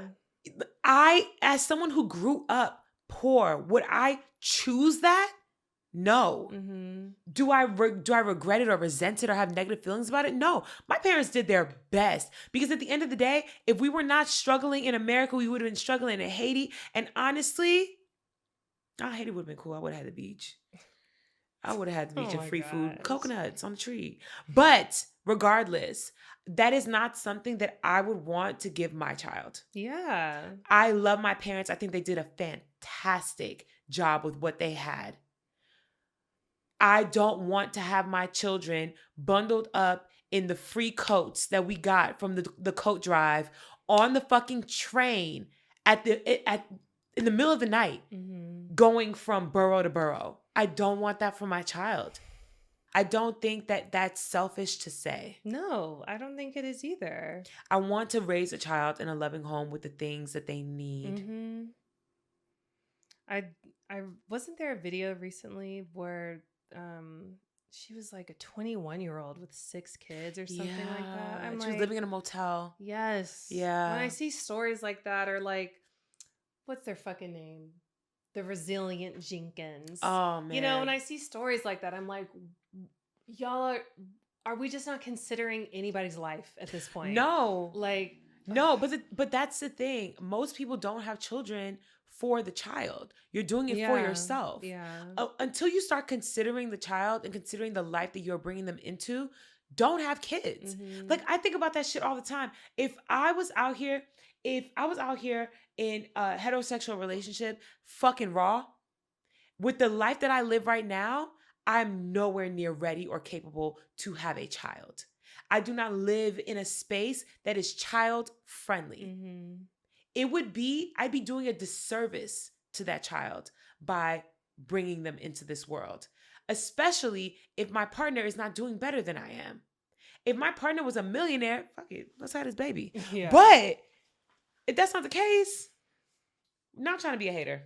No, and I don't want to make it seem like I'm better than anybody because I have a kid. Child, no. That's why we're one and done. I was about to say, even Tabria, literally, we talked about this previously in an episode. My mom was upset about this. Yeah. She's not having no more. Mm-hmm. And guess what? Peach is about to have the best life because of that.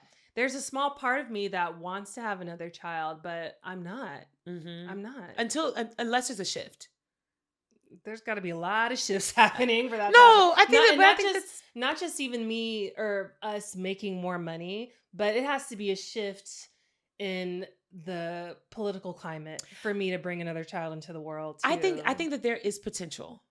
I think that if things, like, of course, I'm not saying this is what's going to happen, but like in the best timeline, things will change for the better. Both of y'all careers are booming. Everything is good. You buy a house. You can have another child. And no shade. It doesn't matter how long it takes. You have talked about adopting a child for as long as I've known you. So in 10 years, if you decide, okay, well, things, it doesn't have to be a baby. I would adopt a child. I'm saying I would, but 10 years? What? From now? It's either by the time I'm 37, I'm not bringing no more kids into this life. You wouldn't in 10 years adopt a 10-year-old? I would do it.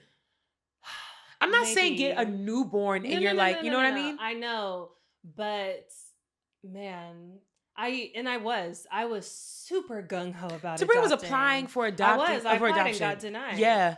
But I've seen firsthand, like, different situations.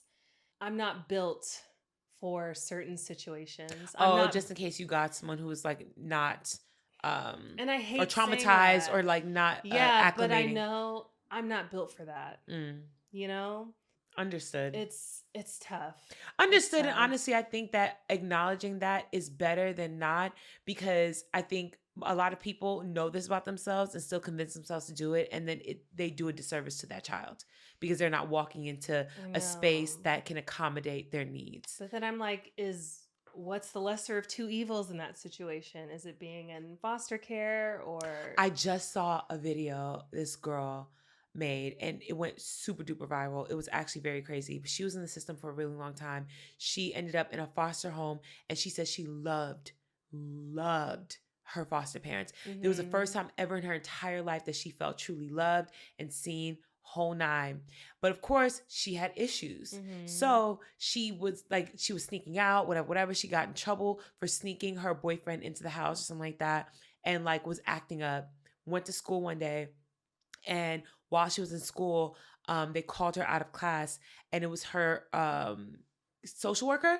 Social worker basically said, hey, just want to let you know, we're going to take you to somewhere else. Your parents don't want you anymore. Your foster parents don't want you anymore. They can't do it. And they never said it to her. They just picked her up from school and they packed all her things for her, sent it with her. Oh, that's crazy. And she literally made a video and she was like, I would have rathered to be fully raised in the system than to have to experience what a true home could have felt like, and then them say, you're too much for us. We can't do it. And literally, like, she was talking about the trauma that she's still not over it. She's well in her 20s or 30s. She's in her 30s now, still not over it. She said she literally cries about it once a week. For sneaking around, that's... She probably, I think she said that she was trouble. She was bad. She was probably cussing. You know what I mean? Mm-hmm. But it's like, you took her in. She was a teenager. Mm-hmm. They took her in. She's out here, you know, doing her thing, being fast, whatever, probably cussing them out and shit. And they just couldn't deal with it. Never said anything. And I saw a follow-up video, which is really fucking sad. Somebody found her older, like her foster parents, gave her their number.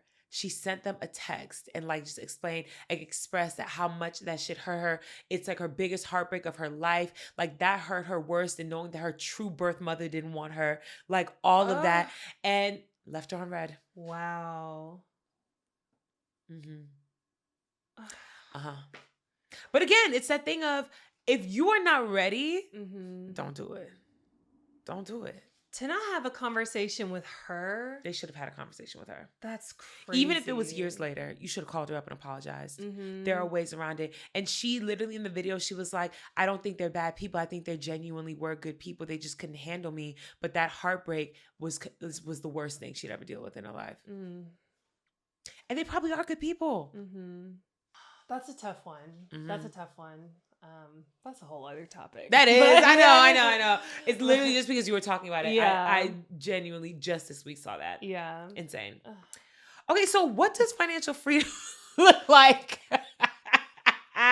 nowadays? Whew. Okay, financial freedom for me. Honestly, it would be if I knew when I was getting paid.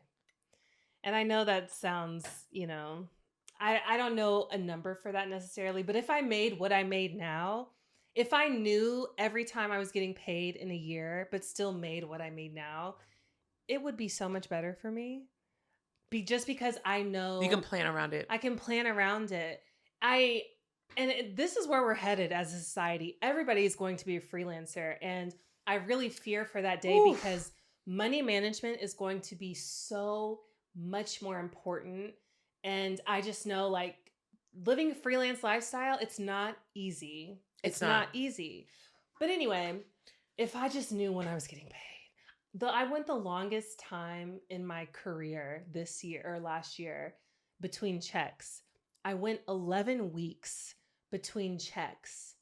And I should have had checks coming in. 11 weeks, Mindy. 11 That's weeks. Almost 3 months. I know. Girl. That was a time where I was struggling. You're hemorrhaging. You're hemorrhaging money at that point. Yes. Because you're just rent is still due. Yeah. Bills are still due. Yeah. And then I'm like, okay, well, I finally get this huge lump sum of money, but I'm like, fuck no. Like, I hate this. I would rather know at least like on a monthly basis. And I can kind of gauge, but it's fucked. It is. I think for me, financial freedom for me, literally, if I had to put a number on it, I have different tiers, of course. For my life right now, $10K a month every month. And that would make, I don't have a car. That's me including me getting a car, getting health insurance. I literally have an autoimmune disorder. I do not have health insurance. Okay, I'm out here just working off a prayer and vibes. Have you applied for, Yeah, but it's still too much. Oh, really? So I get insurance through my job too. And the premium there, even with the health insurance, like the program or whatever, it's still almost $300 a month. And that does not include vision or dental. Like, if it's between health insurance and a car, I'm gonna get a car. Yeah. Like, regardless, it'd be like $10K a month for me to feel okay. Like, I'm existing the way I exist. I'm not moving. I live in my apartment. I'm like chilling, but I'm good.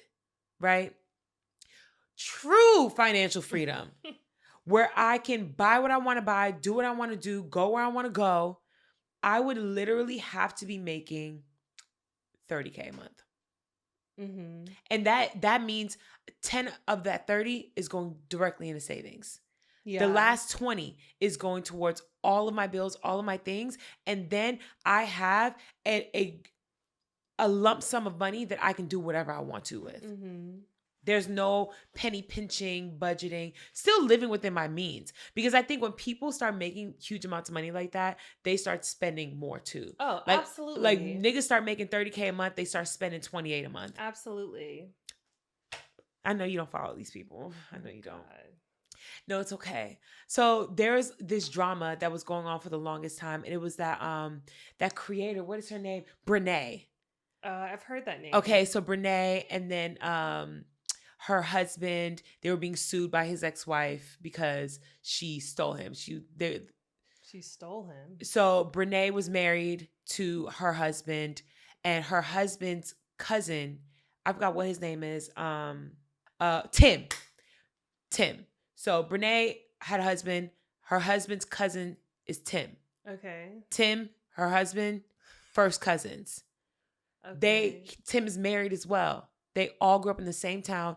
They just all would automatically double date. They're like cousin brothers. You know what I mean? Like really locked in real tight. They grew up together. Tim briefly dated Brenay in high school. When they talk about it, it wasn't even like a relationship. It was just like they smashed a couple times or whatever, right? But he also dated her twin sister. Smashed a couple times. All right. Nothing crazy. Eventually, Brenay starts fucking on Tim. And then they get together. She divorces her husband. He divorces his wife, Akira. Now they're married. Okay. So Akira sued her. Okay. Right? For that? Yes, for alienation of what's the term? It's an actual legal term. Alienation of affection. What? Yeah, it's a real thing. She won the lawsuit, $1 million. What? Mm-hmm. Girl, it was dry. But is that like because it's a divorce situation? No, because you stole my man. She was fucking him in their home. So like she would come over to hang out, and then they'd be like, she'd be topping him off in the bathroom, like with the kids in the crib. So it's literally like she intentionally sought after her husband. Was this in and California? Took him. No, this is in like North Carolina or something like that, or South Carolina. It's somewhere on the southern East Coast. So regardless, so part of this lawsuit, they got all of her financial records. And she was making like $25K a month. Mm-hmm. They still live in the hood. They were spending, it was like $10K a month on like food. Like it was insane. Grocery, DoorDash, restaurants, all that shit. She was hemorrhaging money. Yeah. Seeing it laid out, how much money you're making off of social media, because she has a huge platform. Like you're making money off of social media. All that money was coming from that. Tim even chimed in afterwards. Not Tim. Her ex-husband even chimed in afterwards talking about, bitch, I was still paying rent and you was making that much? Yeah. People like that exist. That is poor money management. Yeah. You're still shopping at Ross, right? And you would think that means you're saving your money. No, you're spending your money on dumb shit. Mm-hmm. The dumbest of dumb shit. That's crazy. The debt to income ratio is high. but that, all that to say, I think that there is a small percentage of people who could be living better lives if they understood how to spend their money better. Right? Yeah. So for me, the financial freedom also includes me learning more and being more educated. Mm-hmm. Because I had no idea that all these rich people live off of credit alone. I had no idea that all these rich people take loans out more than poor people do. Yeah. I had no idea that there are bank accounts where you can put your money in and it will just grow for it being there. Yeah. Previously I had no idea of any of this shit. Mm-hmm. And I think that I'd be way better off if I knew about this shit. So for me, financial freedom literally is just tied to the education, not even the number. I can make 10K and probably be living like I'm making 30 if I knew enough sooner and saved and like did certain things. If I had an IRA or if I had one of these accounts and for a year I was making 10K, the next year I'd be living even better. Mm-hmm. Are there financial advisors that work with everyday people, or do they only work with people that make a significant amount of money? No, they're out there. Are they really? Yes. I need to find one. I just don't think, Mindy, you don't need one. You have me. You're right, Tabria. You're right. I got my own personal financial advisor. The average person, even me, like, and everybody that I know, they don't need financial advisors. Yeah. You just have to be disciplined. I think that's the main reason why people have financial advisors, because they are the ones a lot of the time who will take care of your money, and they will move it as soon as it hits your account. They'll move it before you even see it. Yeah. So it's not like you're missing anything. It's just discipline. Yeah. Because they all say the same thing. Well, no, it's not. It's not just that. I think it's about the education aspect, because I can't pay for somebody to do that for me right now. No. But if I knew, like, okay, like, I think about all the dumb shit that I did in the past, like get an Acorns app. That's not Acorns dumb. account. I still use Acorn. I just saw, we don't need to get into it, but I did recently watch a video where a financial advisor was debunking they basically said that Acorns is a scam.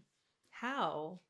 They were saying that there's no real way to make money on there, and that you, in terms of like the interest, if you just got a bank account, like one of those like general ones, you would make more. And so you're putting your money there, but you're not making the amount that you could be making, and they're eating off of your money. I can't tell you facts right now, but I will find it and I'll send it to you. Okay. It's still, like, you can earn higher interest elsewhere, but for a person who's not good with their money and needs it taken out before they have access to it, that's why I like it. Because I have it set to, you can have it set to whatever, but you have it set to, like, it takes out $100 a week or something. So at the end of the year, I'm like, oh, nice little chunk of change. That is nice. You know, but as far as like your main savings, no. Get a high yield savings account. Get a CD, a certificate of deposit. Moment of transparency here. What? I don't have a savings account. I know you've said that before. Oh, never mind.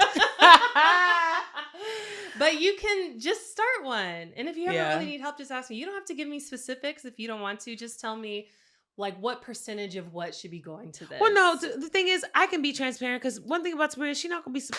I told you I had $30 in my account right now. You'd be like, okay, let's work on that. Yeah. Okay. So I'm not...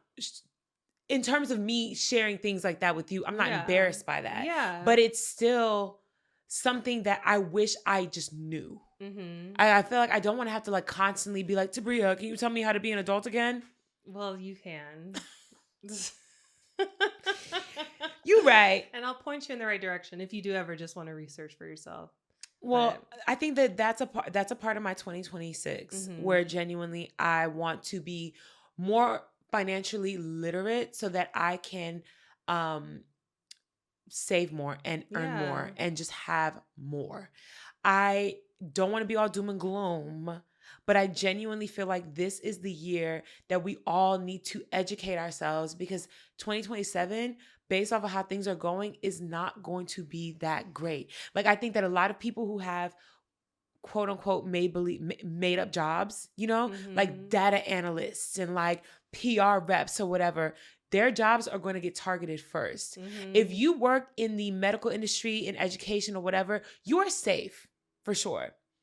But people like me who work in jobs that are optional. Oh yeah, same with me. We need to lock in this year. Yeah.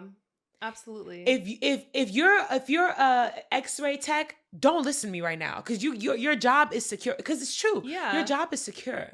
But if you are a lash tech, babe, people not gonna be able to afford to do that. Yeah. The lash techs have already pivoted. You know what I mean? Like, like if you work in any kind of industry like that, where your job is really a luxury or for customers, or if it's an option for your company, you might get cut and you need to figure out what you're going to do if that happens. I'm not saying like the worst is going to happen, but prepare yourself. Yeah. That's all. Prepare yourself. Well, never mind. I said I didn't want to be doom and gloom, and that was doom and gloom. I know, but just be realistic. It's not, saving nowadays is not like it was 5 years ago.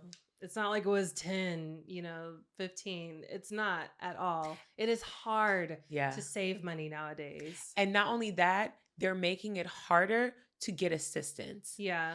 SNAP benefits, they literally need your DNA at this point for them to approve you. Daycare centers, we just spoke about that. Frozen. Like, there are going to be so many things changing over the next year. And I really want us all to prepare ourselves. I don't care how old or young you are. You could be 22. I still want you to truly prepare yourself. Like, genuinely, I wish when I was 22, I went and got that certification for some. I'm being so dead ass. Like, people who do things like the courthouse transcribers, or like I mentioned before, an x-ray tech or something like that, where you can just have the certification and then chase your dreams. Yeah. But if something happens, you are guaranteed a job. Do that. Agreed. Do it. I don't have the luxury to be in school for 2 years right now. Do it while you're young. Yeah, kids, if college is not feasible for you, which they're a lot of people pricing everybody out, get a trade. Please.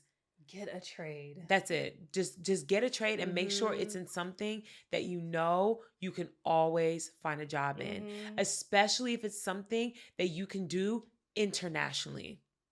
Amazing. I know. I should have went to electrician school. Okay. That's called. I don't know. Plumbers, yeah. Like, they're eating it up. They're going to be fine. Just curious, because we're wrapping up. They say money can't buy happiness. I highly disagree. What do you asking? Because I don't know. So the first time around, my answer was yes, and my answer is still yes. Unfortunately, I think that this question is heavier in the United States than it would be anywhere else. Yes. So my answer is still yes. I think it's more complicated because we live here, but overall, for sure, money can buy happiness. If I knew that I could financially take care of all of my family, I can do what I want to do. I can live the life that I want to live. I can come and go. I can be in my dream home. I'm happy. All right. So my question, we're pivoting now. I guess. My question for you, if an AI service came to you and said, hey, we want to buy the likeness of Mindy, what would be your number to sell your likeness in perpetuity to whatever? $0. I would never do that. You would never do it. That's like I genuinely have a very hard line when it comes to that, because it's hard when you really like spend your entire life being the realest bitch out here, that you think I'm gonna allow someone to literally use because you don't know what they're gonna use it for. Yeah. They could have me in fucking Times Square saying, fuck niggas, I hate you black folk. It could be anything, you know what I mean? Yeah. It could be me literally selling. They could have an OnlyFans account for me and have me doing crazy shit, bestiality. There's you know what I mean? There's no limit to what certain people will do. Okay. There's not a number for me. Okay. If you couldn't do anything like that, you couldn't say anything out of the ordinary, or if you could approve everything. The thing is, I don't think that they'd be willing to pay me what I want to pay if I could approve everything. Hypothetical. Okay, hypothetically, if I could approve... It's just like your happiness number. Like, what is your happiness cost? I don't know, because the thing is, for me, it's not just about me. You never thought about this before? No. I'm talking about the AI thing. It's AI specifically that's just true. Okay, fuck the AI. I'm just asking, what is your number to buy your happiness? To buy my $100 million. $100 million? Yeah. Okay. $100 million. If I had to like sell a little part of my soul, $100 million. Okay. But as long as it causes no harm to others or to myself, okay. 20 mil sounds cute. I feel like I can make that if I just worked really hard. I would only sell something like that for a number where I know this is a toss-up. You might not ever see this in a lifetime. Yeah. You know what I mean? What's your number? What are you going to do for 20 million? What are you going to do to work hard? And I'm not saying you can't do it. I'm just curious. I know for a fact, and this is not me even tooting my own horn. If I wanted to, I could literally go hard as fuck with social media. I could go to all the networking events. I could sit there and pitch myself to people. I could be doing the most. You see, I could literally get on Twitch 24 hours a day until I get the number that I'm looking for. I could do it. It's very possible. There's literally a 16-year-old streamer who's worth like 30 million now just off of being on live stream. There are ways to do it.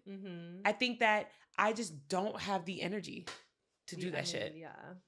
But there's ways to do it. I don't think 20 million is like a number that's like out of this world. I think it's very possible. Yeah. I think somebody can make $20 million in 2 years.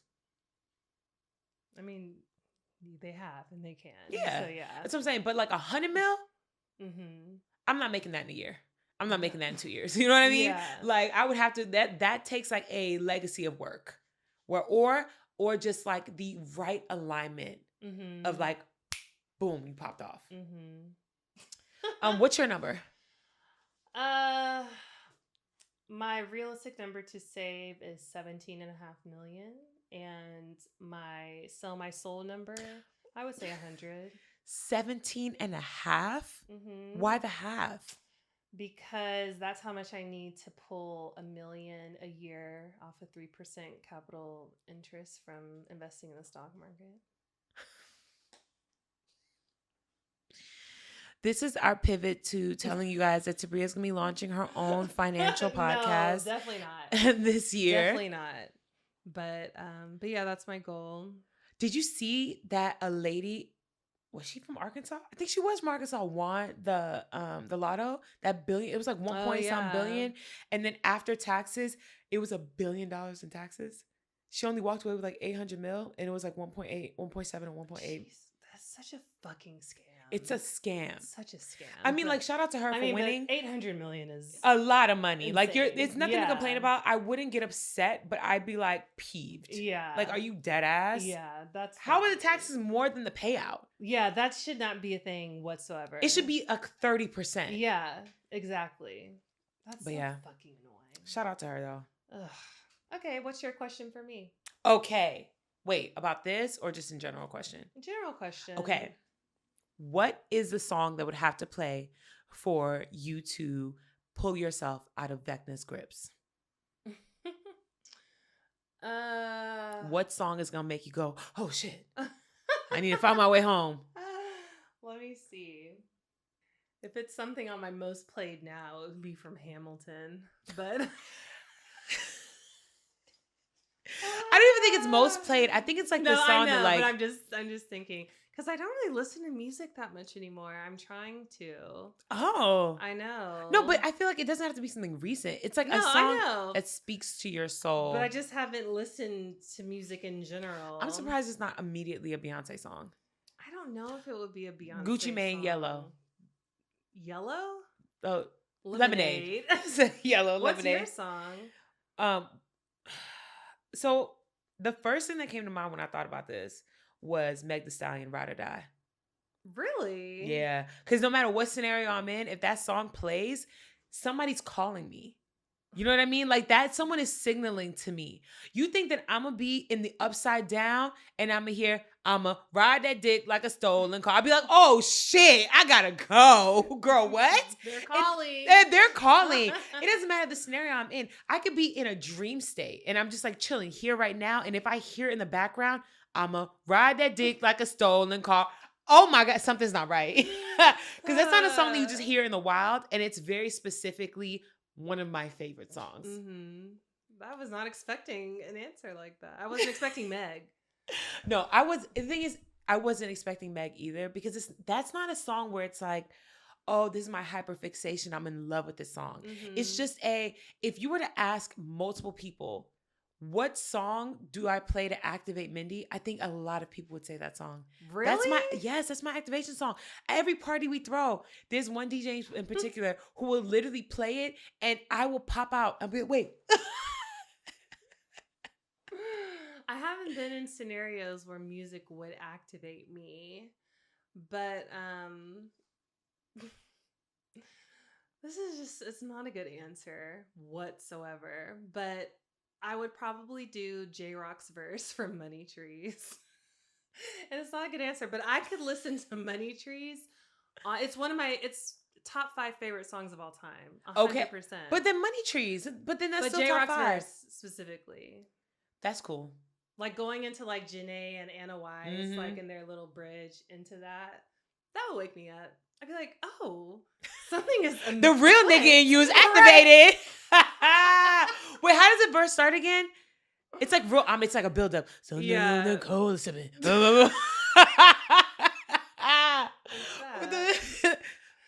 not rapping it. Oh my god. No. if it wasn't Ride or Die, I feel like I have so many songs that genuinely I'm just obsessed with. There's a few like Erykah Badu songs. I love like a good Jill Scott moment. To be honest with you, if it's like bitch activate, Black Parade maybe. I was gonna say my Beyonce activation song would be Alien Superstar. Black Parade will get me like, oh bitch, we're we fighting. know that's your song. Yeah. I would weep for a little bit and then I'd be like, it's time to go. Alabama Shakes. Which one? There's so many. There's literally They're any touring song. right now too. Any song. She's so good. She's so good. I'm obsessed. Fifi Dobson, I Want You. Oh my god. Damn. I don't know. I feel like I have one song for every era of my life.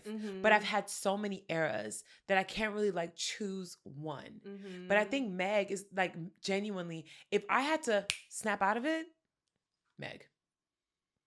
I think let me see, my like middle school to high school era Tabria, like the age of the kids. Oh yeah. Yeah, it would be My Chemical Romance, Helena. Ooh, I love that's that good. song. Or what's the real popular one at the time? Panic at the Disco. I chime in, that one. Oh yeah. Yeah. Honestly, maps wait. They don't love you like I love you. Yeah, I love that song. But like high school Mindy, not. Yeah. It would be. No, do like middle school Mindy, like the age the kids were. Middle school. Damn. Well, I guess middle high, yeah. I feel like it would be. Who was I obsessed with? It'd be Lil' Kim. Welcome to Bed-Stuy, with niggas even doing it on die. Gotta keep the ratchet close by. Someone murdered. Nobody seen, nobody heard it. I loved that song. That would actually be hilarious. Just another funeral service. We'll get at you. I still remember all the words. I love that song. Oh my god! Did you see that video I sent you of Lil' Kim? No filter, baby. Girl. She's not okay. None of the girls are okay. Oh my god. Nobody's okay. They're all going through it. But yeah, y'all, let us know in the comments, what would be your song? What would pull you out? I think that's such a good question. That's a good question. Yeah. Oh, we have a listener letter. Oh hell. I gotta pee. Hold on. Okay. Here we go. The question is the subject line is, how do I stay out of my friend's business? Longtime listener since part 1 of the pod, even though I can't revisit the old episodes. Sorry. The growth between then and now is inspiring to me as a woman. I'm so glad to see people that look like me choosing to better themselves and choose to mature. Thanks, girl. I'm glad you recognize that because we're trying. Okay. Letting them, the people that rock with them, find them. Also letting the people that don't grow with them, leaving them in the past. That relates to my issue. Tabria, if you want to skim and summarize to Mindy, please do so. I have a friend of roughly 8 months who continues to let the same type of person into her life that eventually harms her. Over this short amount of time, I've known she had a friend to physically assault over colorist opinions. My friend is mixed. Physical assault? I know. My friend is mixed, and the girl I'm referring to is dark-skinned, which fucking broke my heart as we're all black. Mind you, this woman had gone to prison over assaulting a man not even 5 years and confessed anger issues that she'll deal with when she's 30. What the fuck?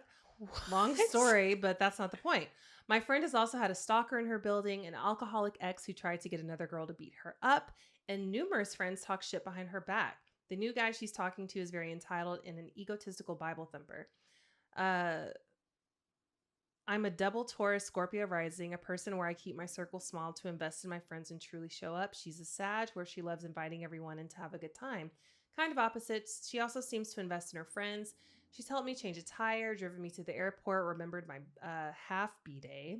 I wonder if she remembered the regular week. Okay. The friend who beat her up, she got last minute flights to DR, so she wasn't alone, and bought her a train ticket after the physical assault because they had drove from VA to PA that weekend it happened. It pains me to see her choose people that are awful to her. I've psychoanalyzed her internally, probably because of anxiety, but I'm journaling about it. I recognize she's an adult who has autonomy and doesn't need my opinion on her life, and she rarely asks. I've been to therapy and want to share tools that have helped me. She unfortunately is a zillennial who doesn't believe in therapy and believes she can tough anything out. I've met her family, and this is definitely inherited bad behavior. How do I continue showing up for her but not getting too involved? I have historically overshared my judgment and also not shared my opinion in friendships in an attempt of an overcorrection. I've hated how both of them felt. What do I do? Something like that, I wouldn't even bother trying to maintain a friendship.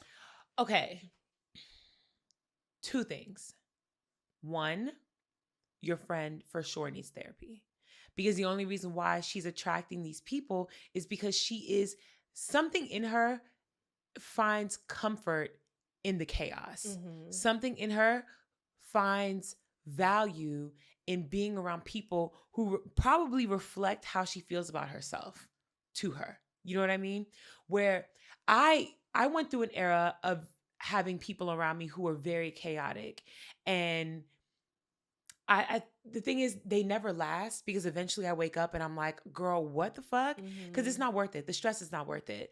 But I know that was fully tied to me being overly empathetic and wanting to help all people, and knowing that when you come to me for friendship or whatever the case may be, you are broken, and something in me wanting to fix it. Mm-hmm. And that had nothing to do with me just being altruistic and wanting to I just want to help everybody. It was me proving to myself that I was lovable and worthy, and that there's something in helping someone better themselves where you somehow convince yourself that now that I've fixed you, you won't ever leave me.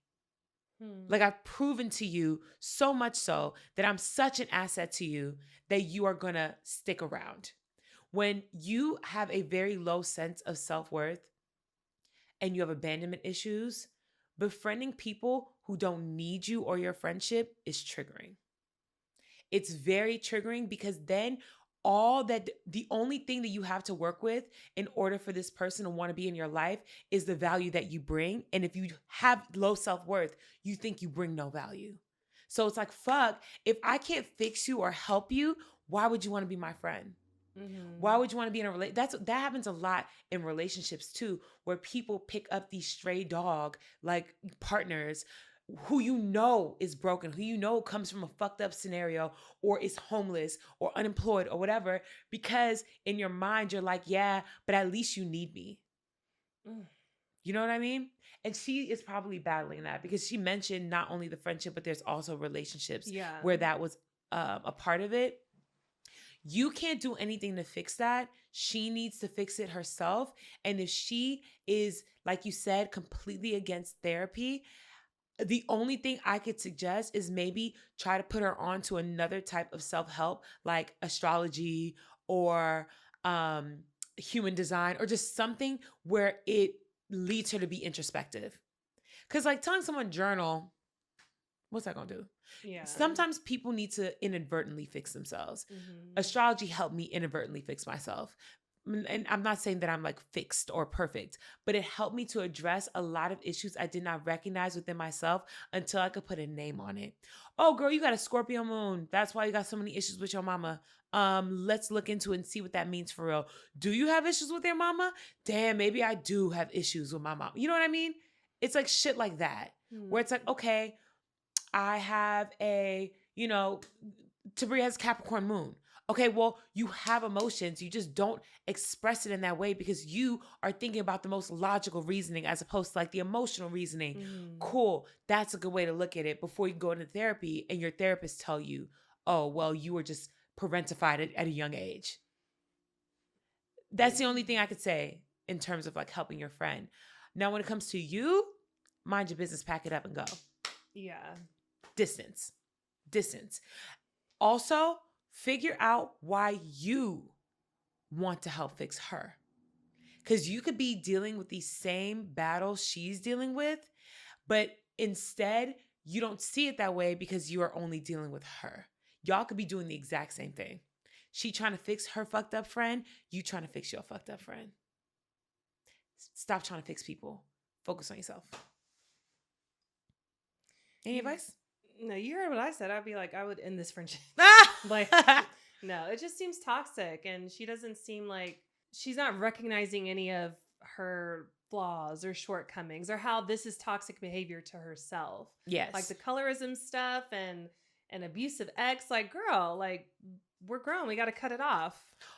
Also, if I come to fisticuffs with a friend, like if we start brawling, especially over something as simple, not simple, but something as like clear cut as colorism, where it's like, I'm not arguing with you about this. I'm a dark skinned woman. You feel a fucked up way about me. I don't need to punch you in the face. I just need to no longer be your friend because now I see how you truly feel about me. Exactly. And if she didn't come to that conclusion on her own after getting decked in the face by someone who probably called her darky, girl, you need to leave too because you can't be friends with idiots. Yeah. I'm sorry, Anonymous. I apologize to Anonymous. You deserve to not have to worry about all those around you. You need you deserve to be friends with people who are fully formed and who understand that your concern is not negative or malicious in any way. That's all. It's crazy she doesn't believe in therapy. I thought that was like such a Gen X thing. Nah, I think there are a lot of people who are Gen Z, millennial, whatever, who don't believe in therapy, and it's rooted in like religion. Mm-hmm. Or I think that 9 times out of 10 when I come across it, it's rooted in religion or a history of already having mental health issues and not wanting to be faced with that again. Well, it's been real. It's been fun. It's been real fun. Is anything special happening next week? No. Oh, I'm going to Arizona in 2 days. I can't wait to tell you guys. Well, you will have to wait 2. No, it'll be the next episode. Perfect. Yeah. I can't wait to talk about it. I'm very excited. I'm going to the vortexes and I'm going to manifest. I'm going to manifest timeline jumping to a better timeline. Period. Yes. You want me to manifest anything for you at the vortex? Yes, we'll discuss after. Okay, period. Bye, guys.